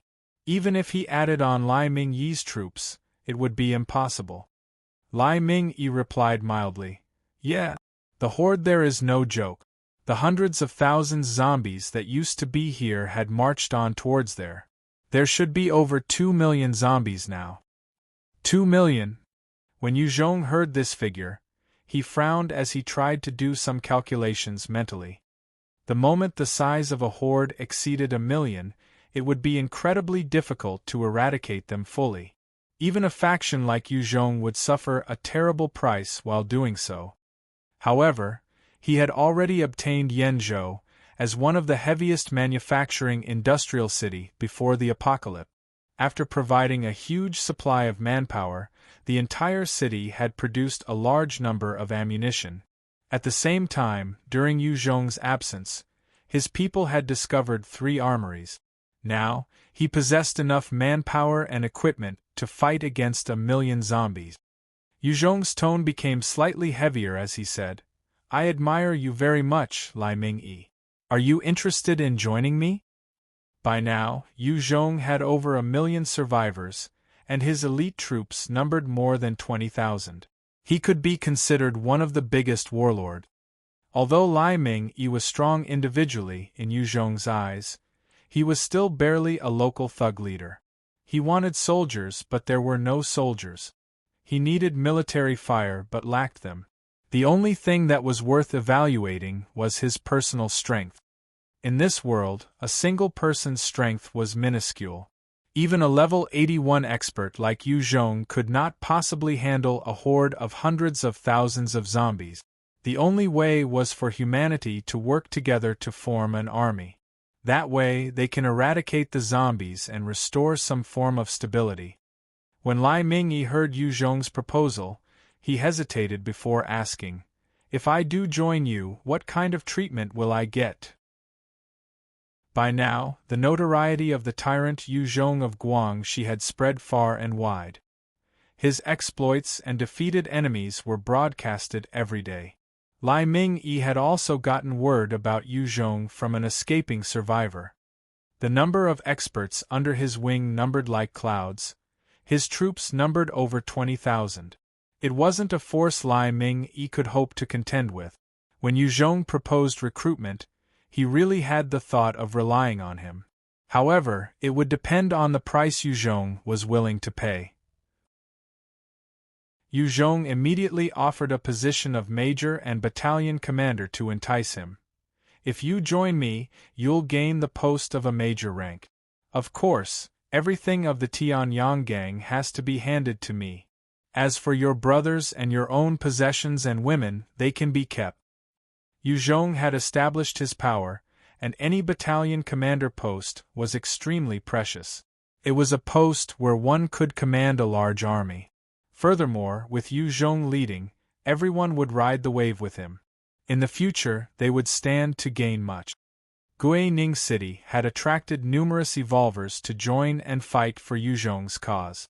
Even then, they would at most be lieutenants and captains.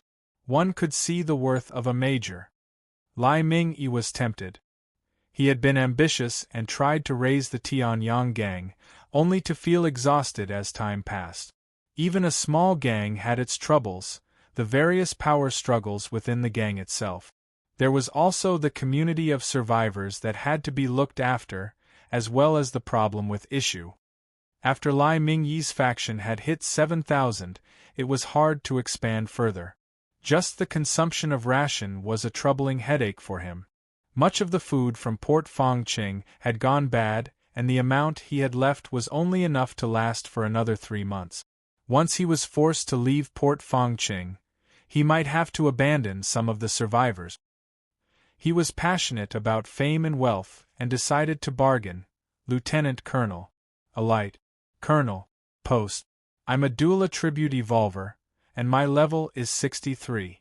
As long as you give me that post, I'll serve you. Tianyang gang will be all yours. These 2 absolute beauties are yours as well." Yu Zhong revealed a smile. "Agreed." Yu Zhong felt that exchanging a position of a lieutenant colonel for the loyalty and service of a powerful dual attribute evolver was worth it. He could offer such a position because his faction had expanded greatly. Furthermore, he had established some form of stability and society, plus his experts were numerous, That was why Lai Ming-yi felt comfortable throwing his weight in with him. If Yu Zhong had been alone, even if he was at level 100, Lai Ming-yi wouldn't have chosen to follow him. "Thank you, Commander." "No. Leader?" Lai Ming-yi exclaimed in excitement. He had always wanted to be an officer when growing up, however, since the bureaucracy was too strict before the apocalypse, he didn't have the chance to even be a civil servant. Now that Yu Zhong was willing to, he was excited. It must be clear that it was an honor to many Chinese to become officials and ranking officers. From ancient China till now, it was a dream of countless heroes. Yu Zhong had formed some government in Guining City, and Lai Ming-yi knew he had no chance of fending off Yu Zhong's army, thus he chose to submit, hoping to gain some merit, and earn some fame and riches for himself. Lai Ming-yi managed to calm down, and immediately motioned for the two ladies beside him. "Xie Jingyun, Wang Shuangru, why aren't you greeting your master?" To someone who was excited about fame and riches, women held little allure over him. Compared to women, power was something a man should lust for. In fact, for the sake of a post, many had no qualms presenting their wives to other officials. Xie Jingyun and Wang Shuangru had nothing to do with Lai Ming-yi, that was why he had no qualms giving them to Yu Zhong. "We greet Master." Both of them spoke up with a smile to seek favor with Yu Zhong, although not before a look of helplessness and bitterness flashed past their eyes. Humans during chaos could not compare to dogs in Peace Star. Both these women knew that the world had changed, and they were no longer females that were chased and sought after. If they didn't face reality, then they would just suffer a worse fate. Yu Zhong swept his gaze past them faintly, but did not linger on them. Instead, he continued, "Lai Ming-yi, if you join me, there will be some in your gang that would not agree. What do you plan on doing?" Lai Ming-yi chuckled in response, his handsome face revealing a slight killing aura. "Leader, rest assured, I'll handle it well. Those who aren't willing will definitely not live to see tomorrow's sunrise." Lai Ming-yi might have been able to converse nicely with Yu Zhong, but for someone like him to establish a gang like the Tianyang gang in this apocalyptic world, he wasn't some pushover as well. He would only speak courteously to Yu Zhong because of his strength. There was no way he could fight back. He was also a man of actions, as he swiftly returned and announced his decision. Immediately, chaos ensued. Not everyone was willing to follow, as some preferred their current lifestyles of drinking and eating, toying with women as they liked. They vehemently opposed joining Yu Zhong. After slaughtering 8 of the dissident voices, the entire Tianyang gang swore fealty to Yu Zhong, and assimilated with his troops. With Lai Ming-yi's submission, there were no other parties that could stand up against such a force. The smaller factions either chose to leave or join Yu Zhong. Soon, the entire port of Fangqing as well as the city fell into Yu Zhong's control. Evening time, Yu Zhong sat on Greenie's back, as it flew towards the direction of Ningxi City. A huge elite army had already set off from Guining City upon Yu Zhong's orders. Along the way, they managed to clear 300,000 zombies, and camped about 50 kilometers away from Ningxi City. Yu Zhong came specially to survey the place, and conduct a recon of his own to better understand the situation. Chapter 596, Strange Blood Lotus. Chapter 596, Strange Blood Lotus. Yu Zhong arrived in the airspace above Ningxi City. When he looked down, he could see the entire city densely packed with countless of zombies. In the dark, a ball of white light caught his attention. He steered Greenie towards the location housing the source of the white light. He noticed 2 large queues around a large gate. Countless zombies were patrolling around that gate, of which they were mostly evolved zombies. There were the large L4S and L3S, the fast and speedy S-types and devourers, as well as the H1S that could shoot fireballs. It didn't matter how strong a single expert was, Charging headlong into this bright gate would only mean death. Other than those evolved zombies, near the Gate of Light, there was also a monstrous organism of over 8 m in length. Its body was covered in various barbs and tentacles. It had a pair of thick legs and a pair of claws. Its body was ash-colored, and its head was an ugly visage of a snake-like form, its mouth filled with rows of sharp teeth. It stood there with a large bulging stomach. Level 98 Infected, Mutant Infected Womb. It possesses an incredible regenerative ability and powerful combat abilities. It is unaffected by the Z-type's control. Yuzhong looked at the gigantic mutant infected womb, as a chill came over his heart. What a terrifying monster! I think this must be the guardian beast of the novice village. Seems like I'd have to pay a huge price to attack Ningxi City. A level 98 strange beast was almost on the level of a Type 4 mutant beast. Without any heavy weapons, it would be easy for such a monster to kill over tens of thousands of people. Furthermore, compared to a Type 4 mutant beast, this mutant infected womb could infect other people and turn them into zombies. As Yuzhong flew around Ningxi City a few times, he did not discover any place that he could utilize. He frowned. Is a frontal charge the only way? Within Ningxi City, the numbers of the zombies were really too many. Even if they could win the war, he would have suffered too much casualties. It would impact his other plans.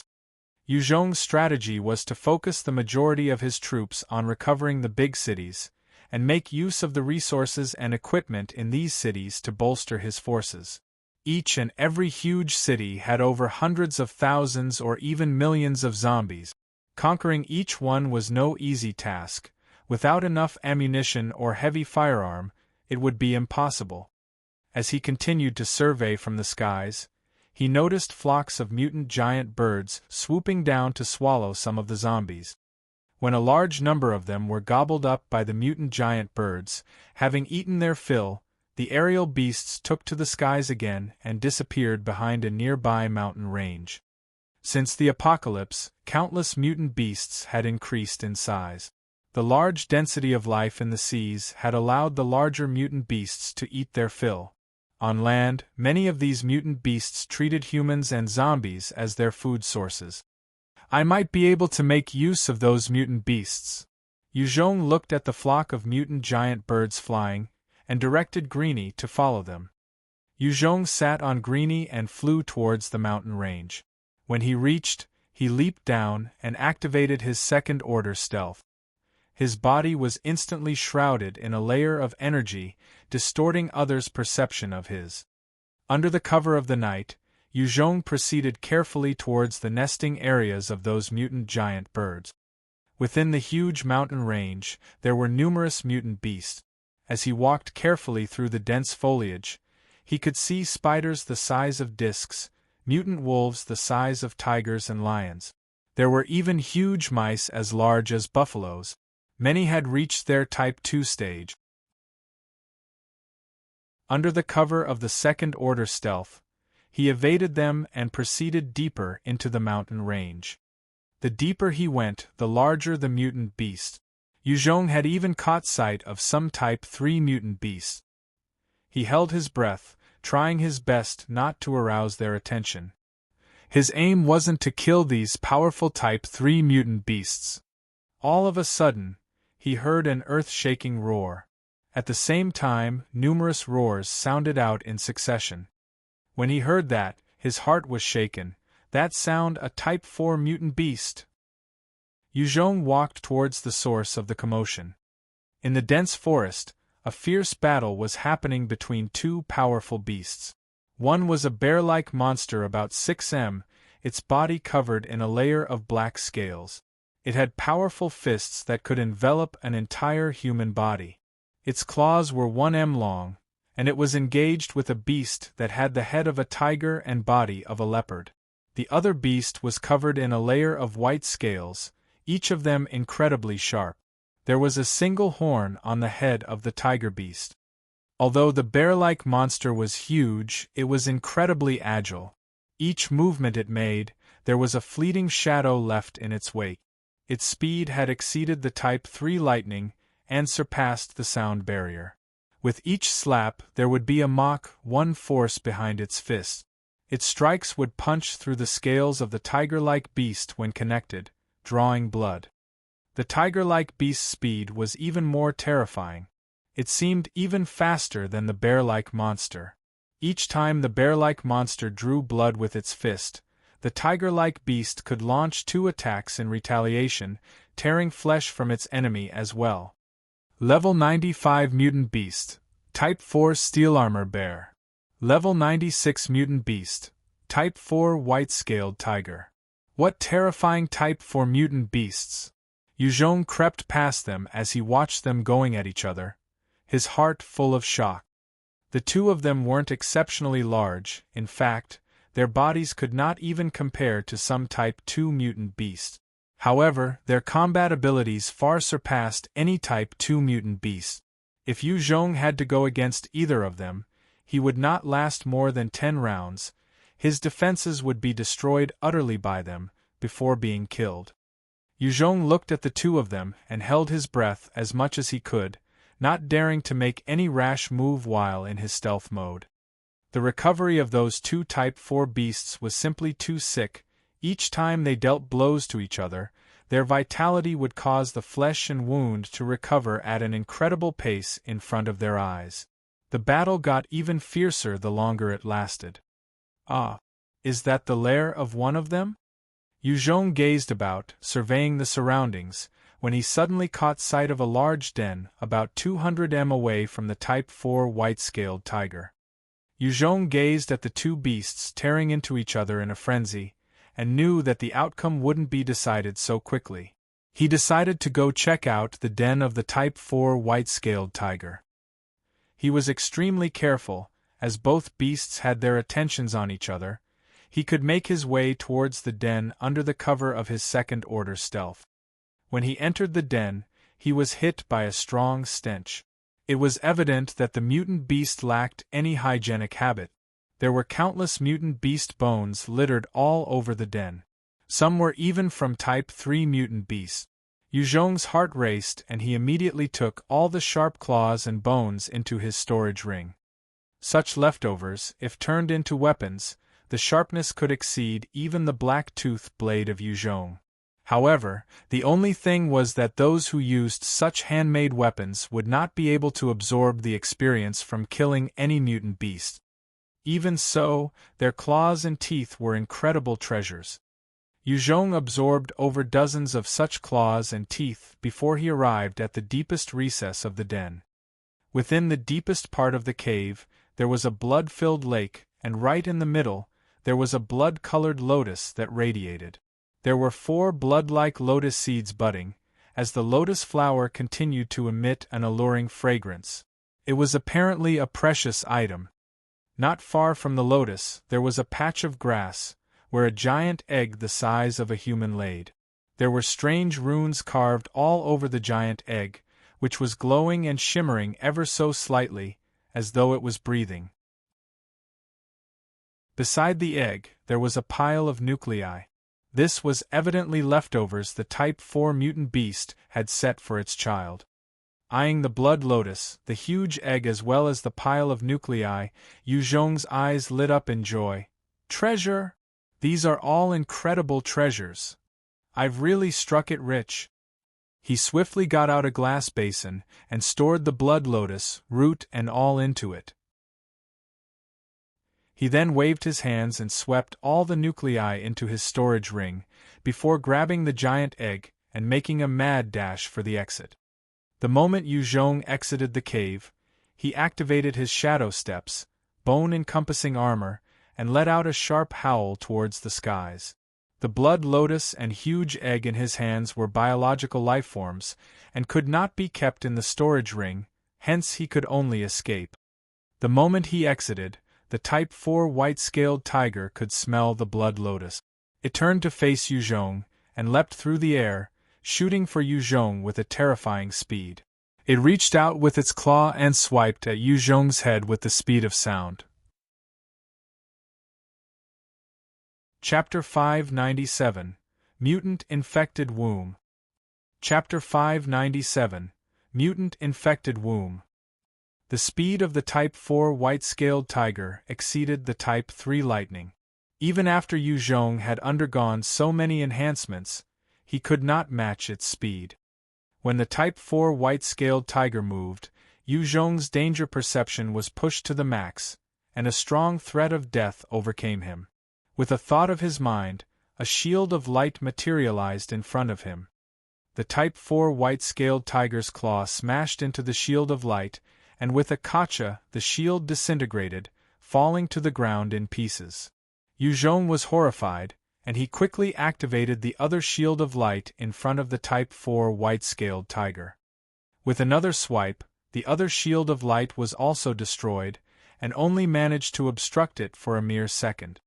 In that second, Yu Zhong activated his devil flame, and a powerful flame that could devour everything spread out towards the Type 4 white-scaled tiger. A light flashed past the eyes of the Type 4 white-scaled tiger, and it leaped above the terrifying devil flame tornado. Just as it was about to launch another attack, the Type 4 steel armor bear suddenly appeared behind it and sent a claw smacking into its body, tearing a huge chunk of meat. The Type 4 white-scaled tiger let out a piercing howl of rage, and its eyes seemed to burn with anger. It turned to smack the Type 4 steel armor bear once, leaving a huge scar on the body of the Type 4 steel armor bear. In the air, Greenie turned into a shooting star and shot down, grabbing Yu Zhong, before shooting back into the skies. The Type 4 white-scaled tiger saw this, and bellowed in rage. Its single horn shone with a white light, before firing a single beam of light at Yu Zhong and Greenie in the skies. Yu Zhong's face fell, and activated the bronze spiritual bell, covering himself and Greenie. The white light slammed into the green shield from the bronze spiritual bell, penetrating the protection and pierced past Yu Zhong's leg, causing it to disintegrate. The white light continued past Greenie's body, causing a large hole as fresh blood dripped. When Yu Zhong's right leg was disintegrated by that white light, he almost fainted from the pain. Greenie howled out in anguish, activating its innate ability, as it controlled the winds around it to reach the speeds of Mach 1.8, sending them towards the direction of Ningxi City, disappearing in a flash. The Type 4 white-scaled tiger howled out once more, but it was helpless towards Greenie in the skies. It was a tyrant of the land, and while it was a fearsome entity on the ground, it couldn't do anything to those in the skies. Greenie bore the pain and landed nearby Ningxi City while wobbling. Yu Zhong jumped down with his remaining leg. He saw the gaping hole in Greenie, and was filled with heartache and fear. He had really risked too much, and underestimated the might of the Type 4 mutant beast. Without Greenie's help, even if there were 10 of him, they would have been killed by the Type 4 white-scaled tiger. At Yokosuka Base, Yu Zhong had met many Type 4 mutant beasts, and their strength and power innate abilities had opened his eyes. However, they all had a weakness, which was when they came onto shore, they were not as powerful as in the seas. That was how he had managed to use the opportunity to kill 2 weakened Type 4 mutant beasts. However, the Type 4 white-scaled tiger was still an absolute overlord on land, its speed having exceeded the sound barrier. While its strength could not match up to those Type 4 mutant beasts of the seas, it was still something humans still couldn't contend with. It was a terrifying existence, and Yu Zhong was still lacking. With Yu Zhong's current strength, he could easily kill a Type 2 mutant beast. Against a Type 3 mutant beast, he would still be in slight danger. It was basically impossible to face against a Type 4 mutant beast at this point. Yu Zhong quickly pulled out a handful of Type 3 nuclei to give to Greenie. Eat them. After Greenie swallowed those nuclei, it curled up into a ball and focused on recovery. Type 3 mutant beasts also had powerful regenerative abilities. It was just that the blow from the Type 4 white-scaled tiger had injured it greatly, and it needed to rest for some time to regain its strength. Yuzhong pulled out a number of Type 3 mutant beast meat as well as Type 4 mutant beast meat and began to consume them. As the large amount of high-level meat disappeared in his mouth, his regeneration skill kicked in, and he felt an itch at his right leg. Flesh began to grow back at a visible rate as a new leg grew out slowly. After a day's time, Yuzhong's right leg had regenerated. Greenie had also recovered from its grievous injury from consuming those Type 3 nuclei. I wonder who was the winner of that battle. After recovering, Yuzhong jumped on Greenie's back and directed it to fly over the mountain range. Good. Seems like the Type 4 white-scaled tiger won. Quick, lower and fly towards Ningxi City. When they neared the mountain range, they saw a huge horde of mutant beasts galloping towards their direction. A terrifying killing intent was fixed on them, originating from within the horde of mutant beasts. Greenie was also extremely fearful of the Type 4 white-scaled tiger. It hurried and flapped its wings as it flew towards Ningxi City. Among the beast horde, the Type 4 white-scaled tiger let out an enraged roar, and the beast horde increased its speed towards Ningxi City. Type 4 mutant beasts were considered overlords on the land, and could control other mutant beasts. Having lost its treasure and its child, the Type 4 white-scaled tiger was thoroughly enraged, riling up numerous mutant beasts in a bid to kill Yuzhong and to kill the rest of the puny humans. The horde of beasts continued to charge towards the direction of Yuzhong. Yuzhong leaped down from Greenie and hopped onto his swift shadow bike, before charging towards Ningxi City. He needed to leave behind a trail for the mutant beasts to follow. At the entrance of Ningxi City, a large number of zombies were attracted by the blood lotus in his grasp, and they begun to move towards him. Within the glass basin, there were also numerous Type 2 and Type 3 blood essences, and these were important evolving nutrients for the zombies. Yuzhong shot those staggering zombies a look, and activated his bone-encompassing armor, reaching out with his right hand and shot a bone spike into the ground, sending him up onto a building. The mutant beast horde that was chasing after Yuzhong had also arrived, and as they charged through the zombie horde, they tore the zombies apart. Yuzhong saw that his plan was coming to fruition, and began to rush towards the center of Ningxi City. He needed to create the perception that he was hiding within Ningxi City, and cause the Type 4 white-scaled tiger to attack the center of the city. Watching Yuzhong escape, the mutant beasts became furious. A number of Type 2 black-scaled boars charged through the zombie horde like tanks, sending them flying, as they continued to rush straight for the deeper parts of the city. The rest of the mutant beasts also continued forward, steamrolling over the numerous corpses. With the sudden attack of the mutant beast horde, it enraged the zombie controller in Ningxi City. Numerous L4S, L3S, S4S, S3S and other evolved zombies charged for the mutant beast horde. The two mighty armies clash, and countless abilities were displayed from the mutant beasts, as both sides tore into each other, the body count rising constantly. Mutant beasts were invincible existences to ordinary zombies, but the evolved zombies possessed enough strength to threaten them. As Yuzhong weaved in and out on the roofs of the buildings, he was chased by a number of Type 2 hunters, chasing him while crawling up buildings like lizards. He had to stop from time to time, waving his black-toothed blade to kill them with a single slash. With his current strength, as long as he wasn't swarmed by them, he could still carve out a bloody path for himself. Yuzhong continued to make his way towards the center of Ningxi City, while keeping his distance from the mutant-infected womb. That existence was simply too dangerous. Yuzhong did not want to be assaulted by that freak. There was no known data on the attack patterns of the mutant-infected womb, and to Yuzhong, an unknown enemy was too dangerous. If he wasn't careful, he could possibly slip up, and might lose his life as a result. However, the mutant-infected womb could feel the strong scent of blood from the clash between the zombies and beasts, and begun to move there. It was large, but extremely agile. Its speed was even comparable to Yuzhong. It continued forward like a tank, bulldozing over any unfortunate zombies in its path.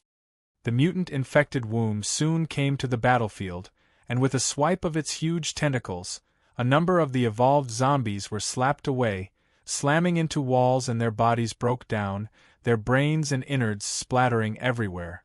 It then shot out a tentacle with a sharp barbed spike at the end towards a 7 m tall Type 2 black-scaled boar, and pierced its brain.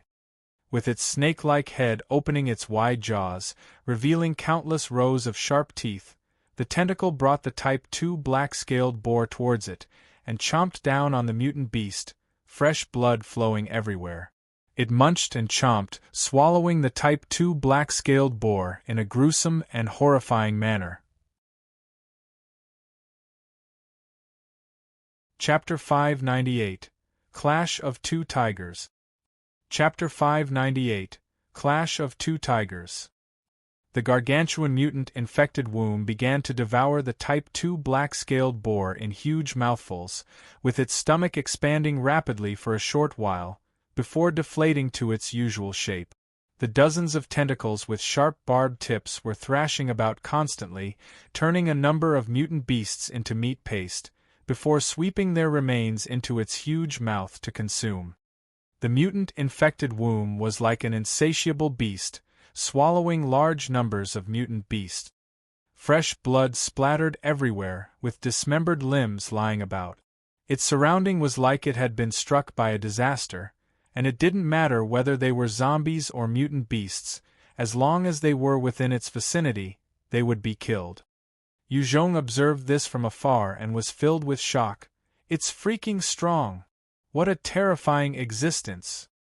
The tentacles flailing about were truly horrifying, with each strike easily smashing the heads of the Type 2 black-scaled boars. With the defenses on Yuzhong, even if he were to activate all of them together, it would at most be enough to defend against one strike from that mutant-infected womb before he would be smashed to death.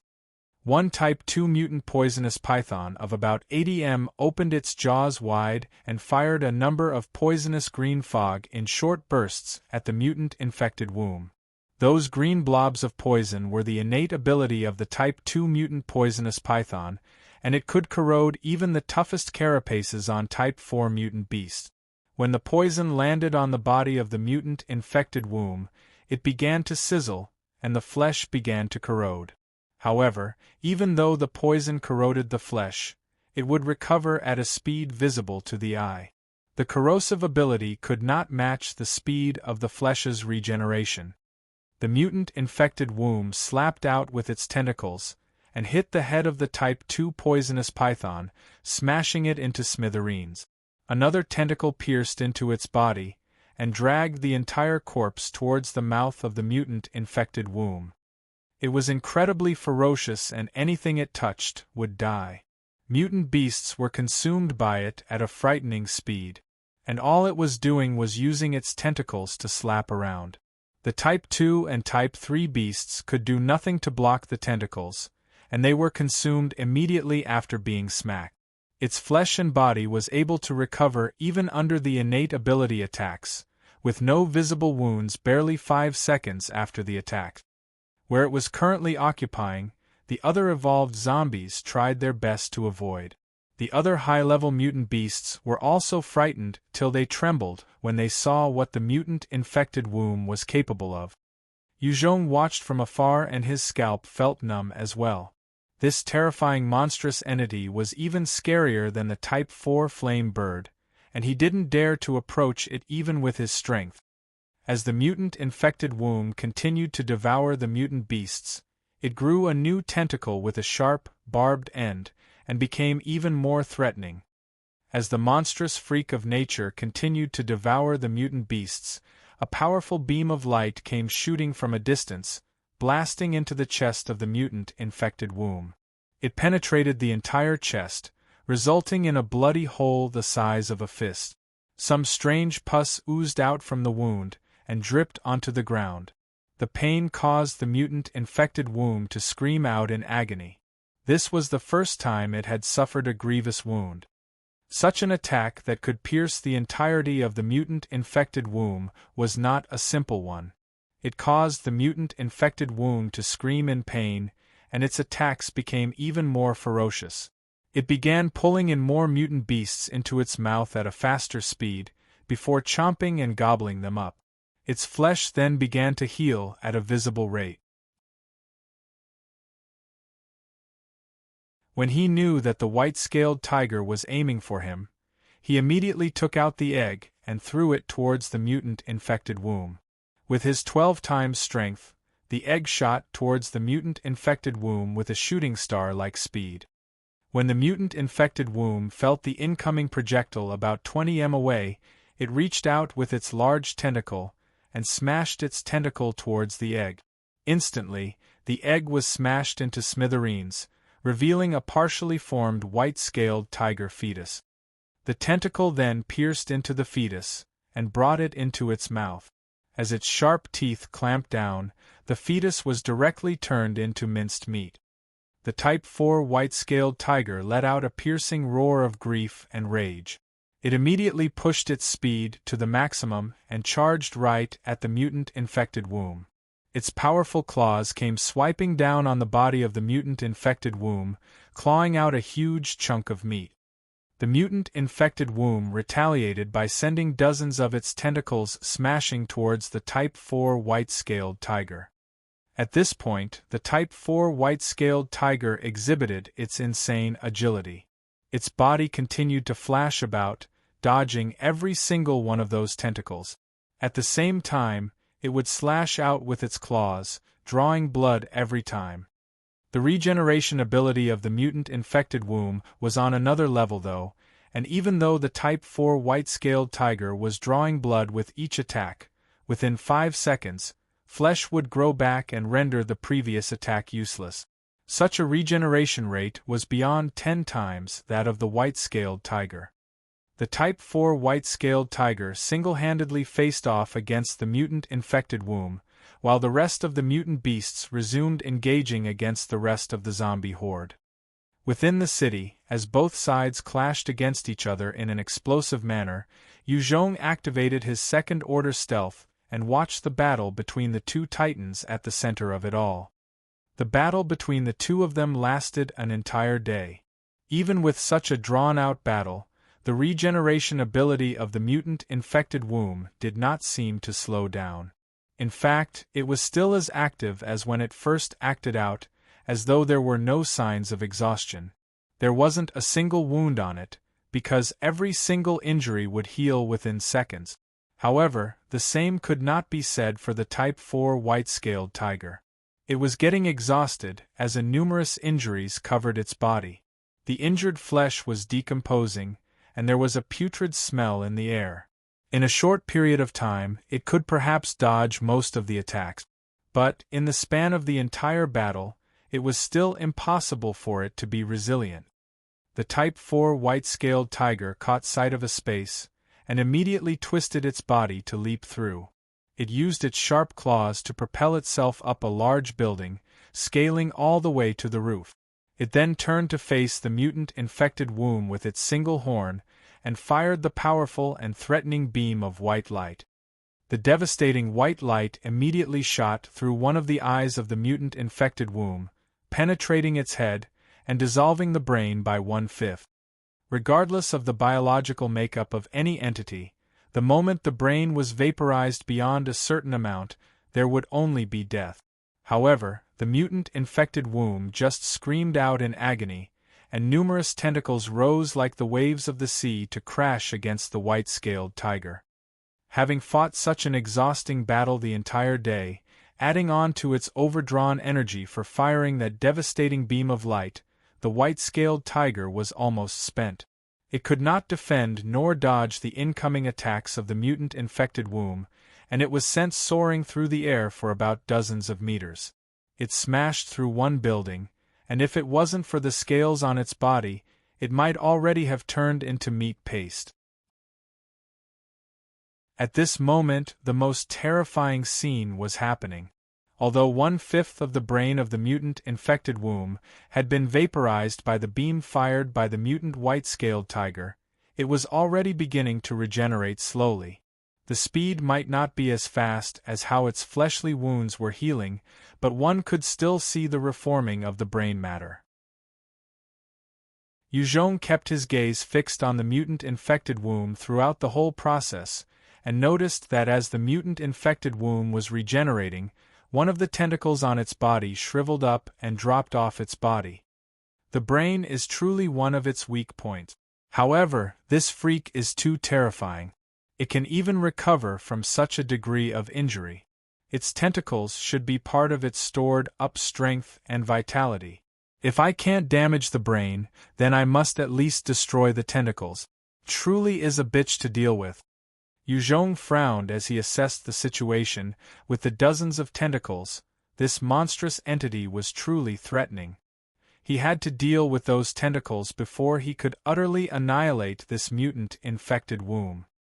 The Type 4 white-scaled tiger leaped out from the rubble of the building in a breath, and it fired another beam of white light at the mutant-infected womb.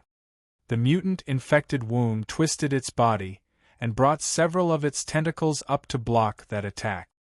The devastating white light penetrated the tentacles and blasted through its head, before vaporizing more of its brain. Chapter 599. Striking While the Iron is Hot. Chapter 599. Striking While the Iron is Hot. The mutant-infected womb howled once more in extreme pain. It immediately adjusted its body, and tried to flee towards the distance.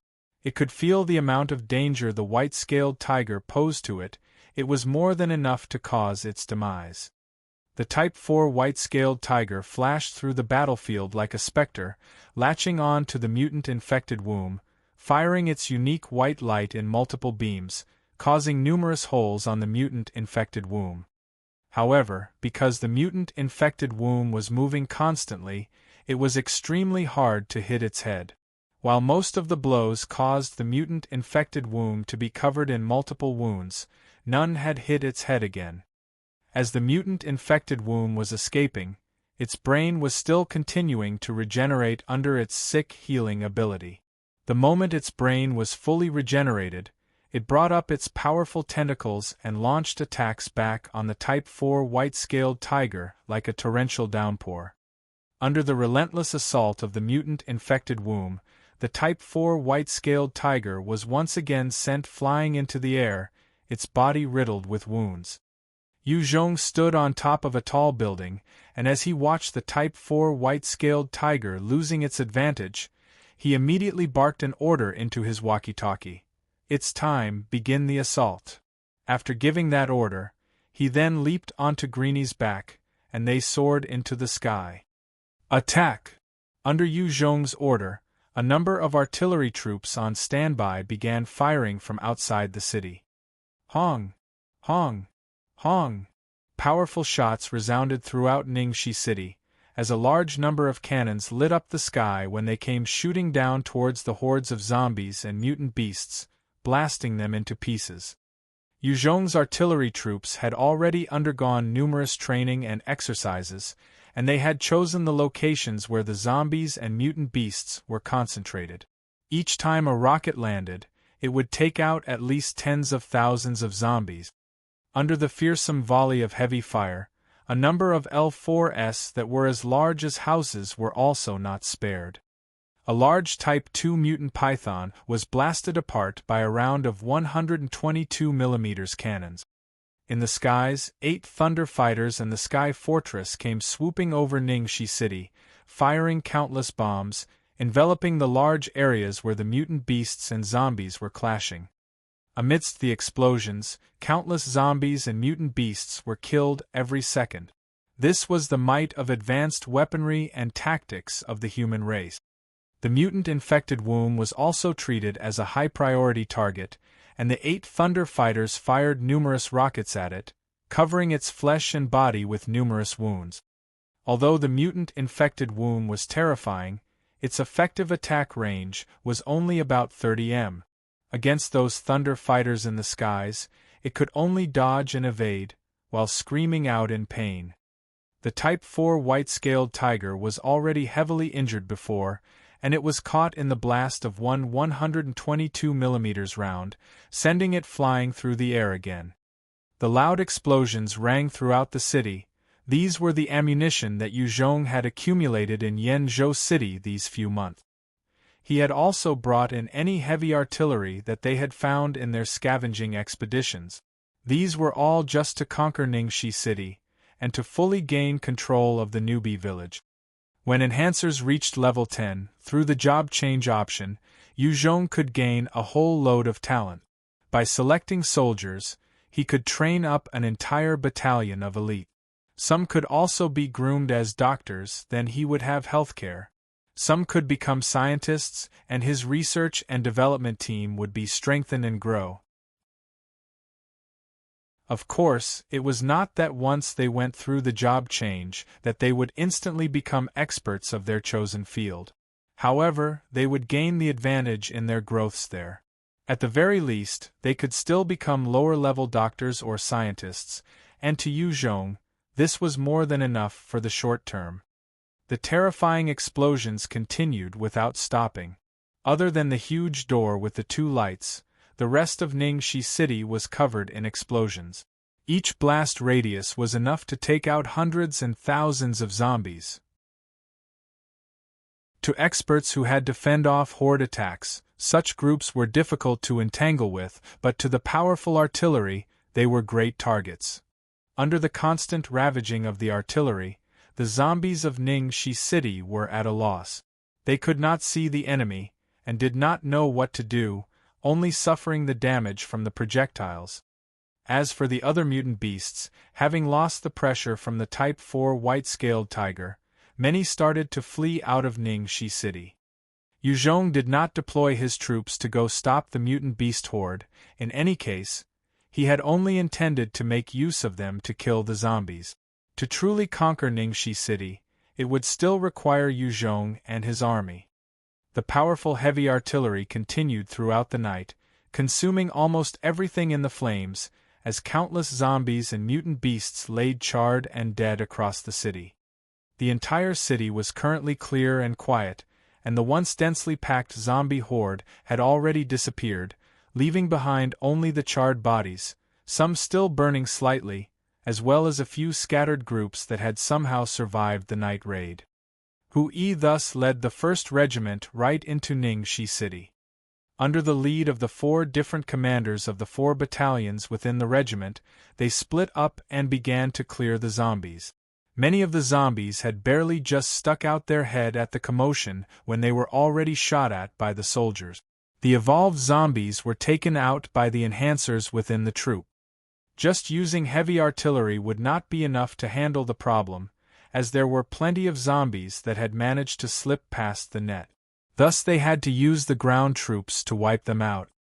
Every soldier of the 1st Regiment were veterans and elite soldiers, even more disciplined and stronger than the 5,000-strong Japanese soldiers of the Takamajiehara.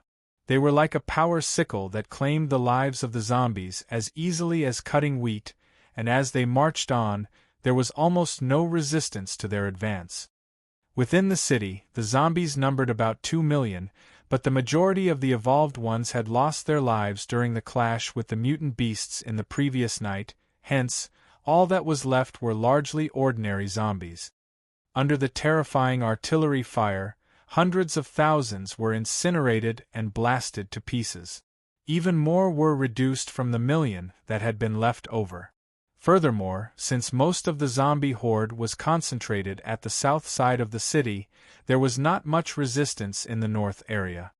When Yu Zhong noticed the troops entering the city, he immediately gave an order. "Let Bai He lead the 4th Long-Range Company to assist me." The forces that were under Bai He were powerful and elite snipers groomed by Yu Zhong. They were all proficient in the sniper rifles, or possessed the specialization skill. Of them, Bai He had the 2nd Order Enhanced Bullet skill, and Level 3 Sniper specialization. He was the top sniper under Yu Zhong. In fact, he could almost rival the gun demon of the Takamajiehara. Compared to him, He was just lacking in the fact that he wasn't a dual attribute evolver, however. His sniper skills would not lose out.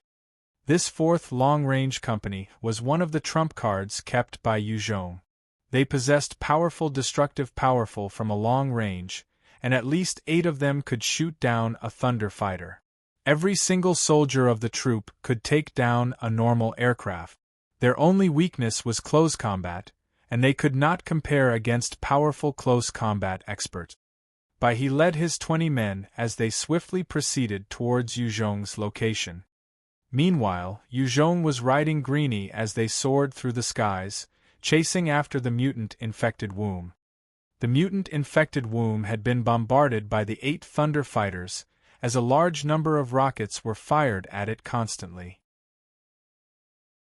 However, it waved its tentacles constantly, smashing the rockets away. Each of these rockets would explode the moment they were destroyed, and the powerful explosions would cause the tentacles to be blasted apart. However, each time they would quickly regenerate. It seemed that the destructive power of the rockets were still far away from that of the Type 4 white-scaled tiger. If they wanted to take down the mutant-infected womb in one go, they had to have at least 50 thunder fighters firing countless rockets at the same time, bombarding it to death. However, the moment they couldn't take care of it in one strike, it would be able to regenerate and resurrect itself. It truly was a difficult opponent. Yuzhong sat on Greenie's back as he flew up in the sky, over the mutant-infected womb, as he watched it regenerate time after time. His scalp went numb. This mutant-infected womb was truly something else, even more fearsome than the Type 4 flame bird or the Type 4 sea mutant beasts that he had come across. Yuzhong then quickly gave an order. Ready cannons, coordinates XXXX. Hong, Hong, Hong. Under that order, the area of the mutant-infected womb was instantly enveloped by numerous heavy artillery, and it continued for a good 5 minutes, covering the entire space, destroying the surrounding construction and structures, causing dust clouds to rise. As the dust cleared, Yuzhong saw the tentacles shielding the brain of the mutant-infected womb. Its body had been damaged badly under that barrage of rockets. Its dozens of tentacles also dropped off, yet it was still not dead.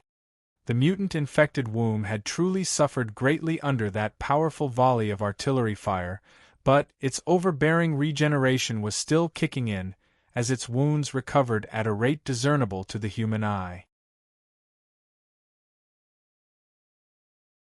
Chapter 600. The Ovum of the Mutant-Infected Womb. Chapter 600. The Ovum of the Mutant-Infected Womb. Yuzhong roared loudly. Focus your fire, aim for it head. The 8 thunder fighters immediately fired their powerful anti-tank missiles, their guided missiles, and all other rockets at their disposal, blasting the mutant-infected womb. Their machine guns were firing rapidly as well, and the volley of destruction came raining down on the mutant-infected womb, chipping away at its health. A number of anti-tank missiles blasted the mutant-infected womb, destroying its tentacles, as tainted blood splattered everywhere. The soldiers of the 4th Long-Range Company had also reached a high vantage point, as they unleashed their abilities and fired at the head of the mutant-infected womb. The bright beams caused many tentacles to break off, and revealed the grim and ravaged head. The moment the mutant-infected womb revealed its head, Yuzhong immediately expended 80 points of spirit and 20 points of stamina, condensing a devil flame spear and fired it like a shooting star towards the head of the mutant-infected womb, causing it to burn. Under the relentless burning of the flame, the flesh began to smoke, as large portions of flesh were incinerated and turned into ash. The mutant-infected womb could not take it anymore and howled in pain. However, it was still not dead, as its head continued to regenerate. Yuzhong did not dare to give it the chance to recuperate, and quickly condensed another powerful devil flame spear and fired it once more.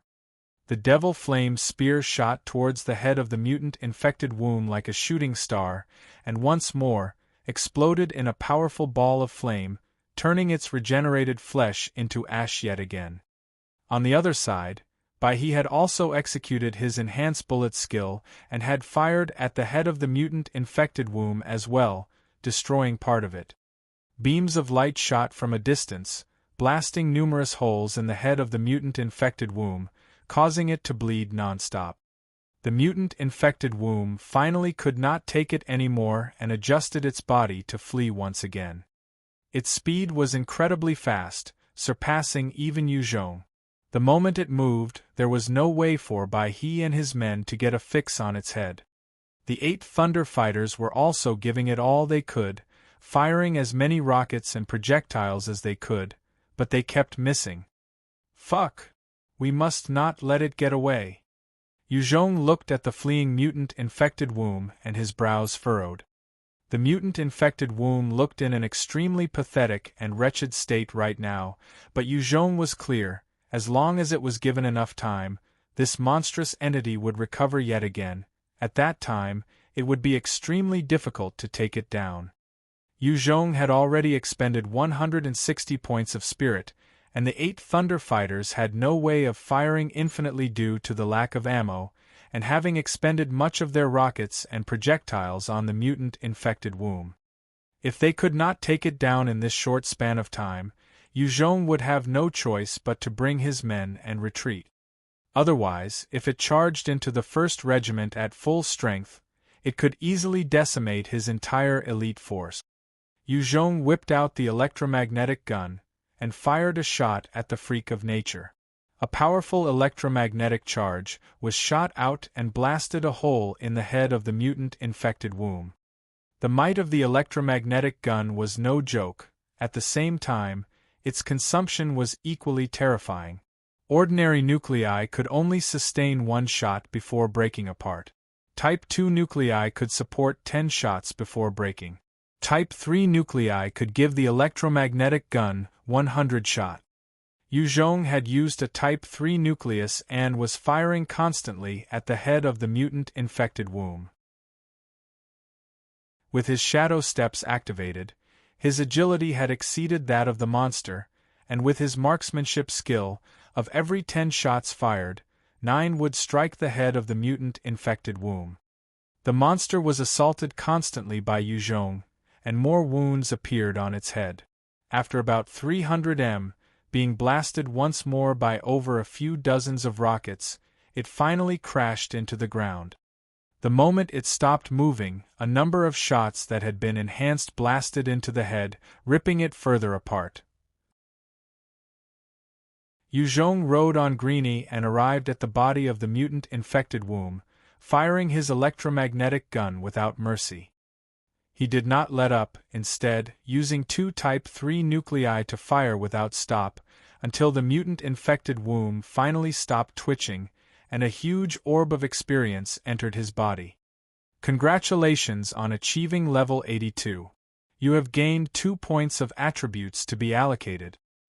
When the orb of experience entered his body, and the sweet notification sound rang in his mind, he then heaved a huge sigh of relief. This terrifying existence had finally fallen. For the sake of obliterating this monstrous entity, the 8 Thunder Fighters had utilized all their ammo, while Yuzhong himself had almost expended all his spirit, as well as 2 Type 3 nuclei. He even had the support and help from over 20 other experts and their individual skills as well. He was finally able to kill the monster with all of these. Had he been missing any of those subordinates or arsenal, he might not have been able to kill the mutant-infected womb. The regeneration of this mutated biological life form was truly insane. Beside the corpse of the mutant-infected womb, there was a skill book as well as a blue treasure box.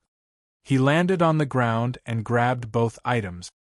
3rd order skill, high-speed regeneration. After learning this ability, you will possess the regeneration ability of some powerful mutant beast. Learning it requires 400 vitality, as well as 2nd order regeneration to be enhanced thrice. Learning this skill requires 3 skill points. A 3rd order skill, it actually is a 3rd order skill. It's too bad it's not a combat ability, but it truly is decent. Yuzhong kept the book into his ring, while shaking his head out of pity. After killing the mutant-infected womb, Greenie swooped down and began devouring the flesh of the corpse.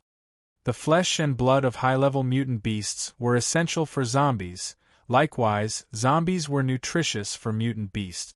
This was the reason why both sides would kill and hunt each other. Ah, what's this? Yuzhong did not mind that Greenie was consuming the flesh of this mutant-infected womb. However, his face changed when he came to the side of the corpse. A strange, protruding portion of the abdomen area had been ripped apart by Greenie's claws.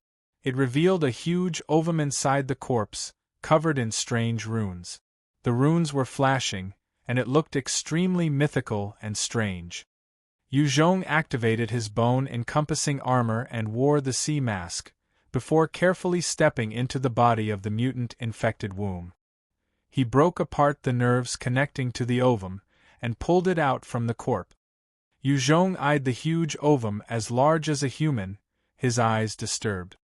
The biological life form was evidently extremely weak, and Yuzhong could destroy it in one punch.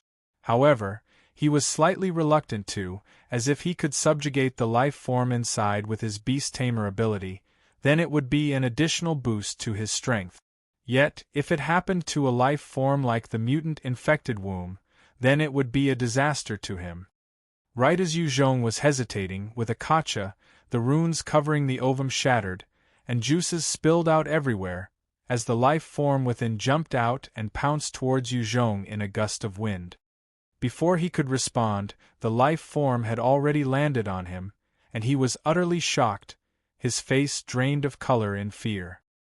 He had always prided himself in his speed, and could even handle the unbelievably quick Type 4 white-scaled tiger. Yet, this entity from the ovum had jumped on him before he could even react, and this scared him greatly. Yuzhong was about to conjure up his devil flames to incinerate the life form, when he opened his eyes to look, and faltered. That which was laid on top of Yuzhong was actually a little girl that looked about 12, her hair silver and long, her limbs as delicate as can be, as though they could be broken with just a snap. Her skin was extremely fair, her looks exquisite, and her eyes absolutely charming, so much that one could be lost in those eyes. The little girl laid in Yuzhong's arms, and stuck out her tongue to lick Yuzhong's sea mask, smiling as she licked. High-intelligence mutant life form, possess incredible evolving potential and extremely high intelligence. Yuzhong looked at it and his scalp turned numb. What's going on? That freakish thing could actually give birth to such a girl. Is she human or a zombie? Yuzhong had slaughtered so many zombies, but he had never seen a pregnant one that was carrying an ovum, or one that could produce such a beautiful girl. Yuzhong tried to pry the little girl from his grasp, but the moment he placed her down, with a flash of her body, she leapt onto him again, smiling adorably. You're tuning in to the Phoenix Knights YouTube channel. Don't forget to subscribe and join us on this journey to catch the most captivating stories.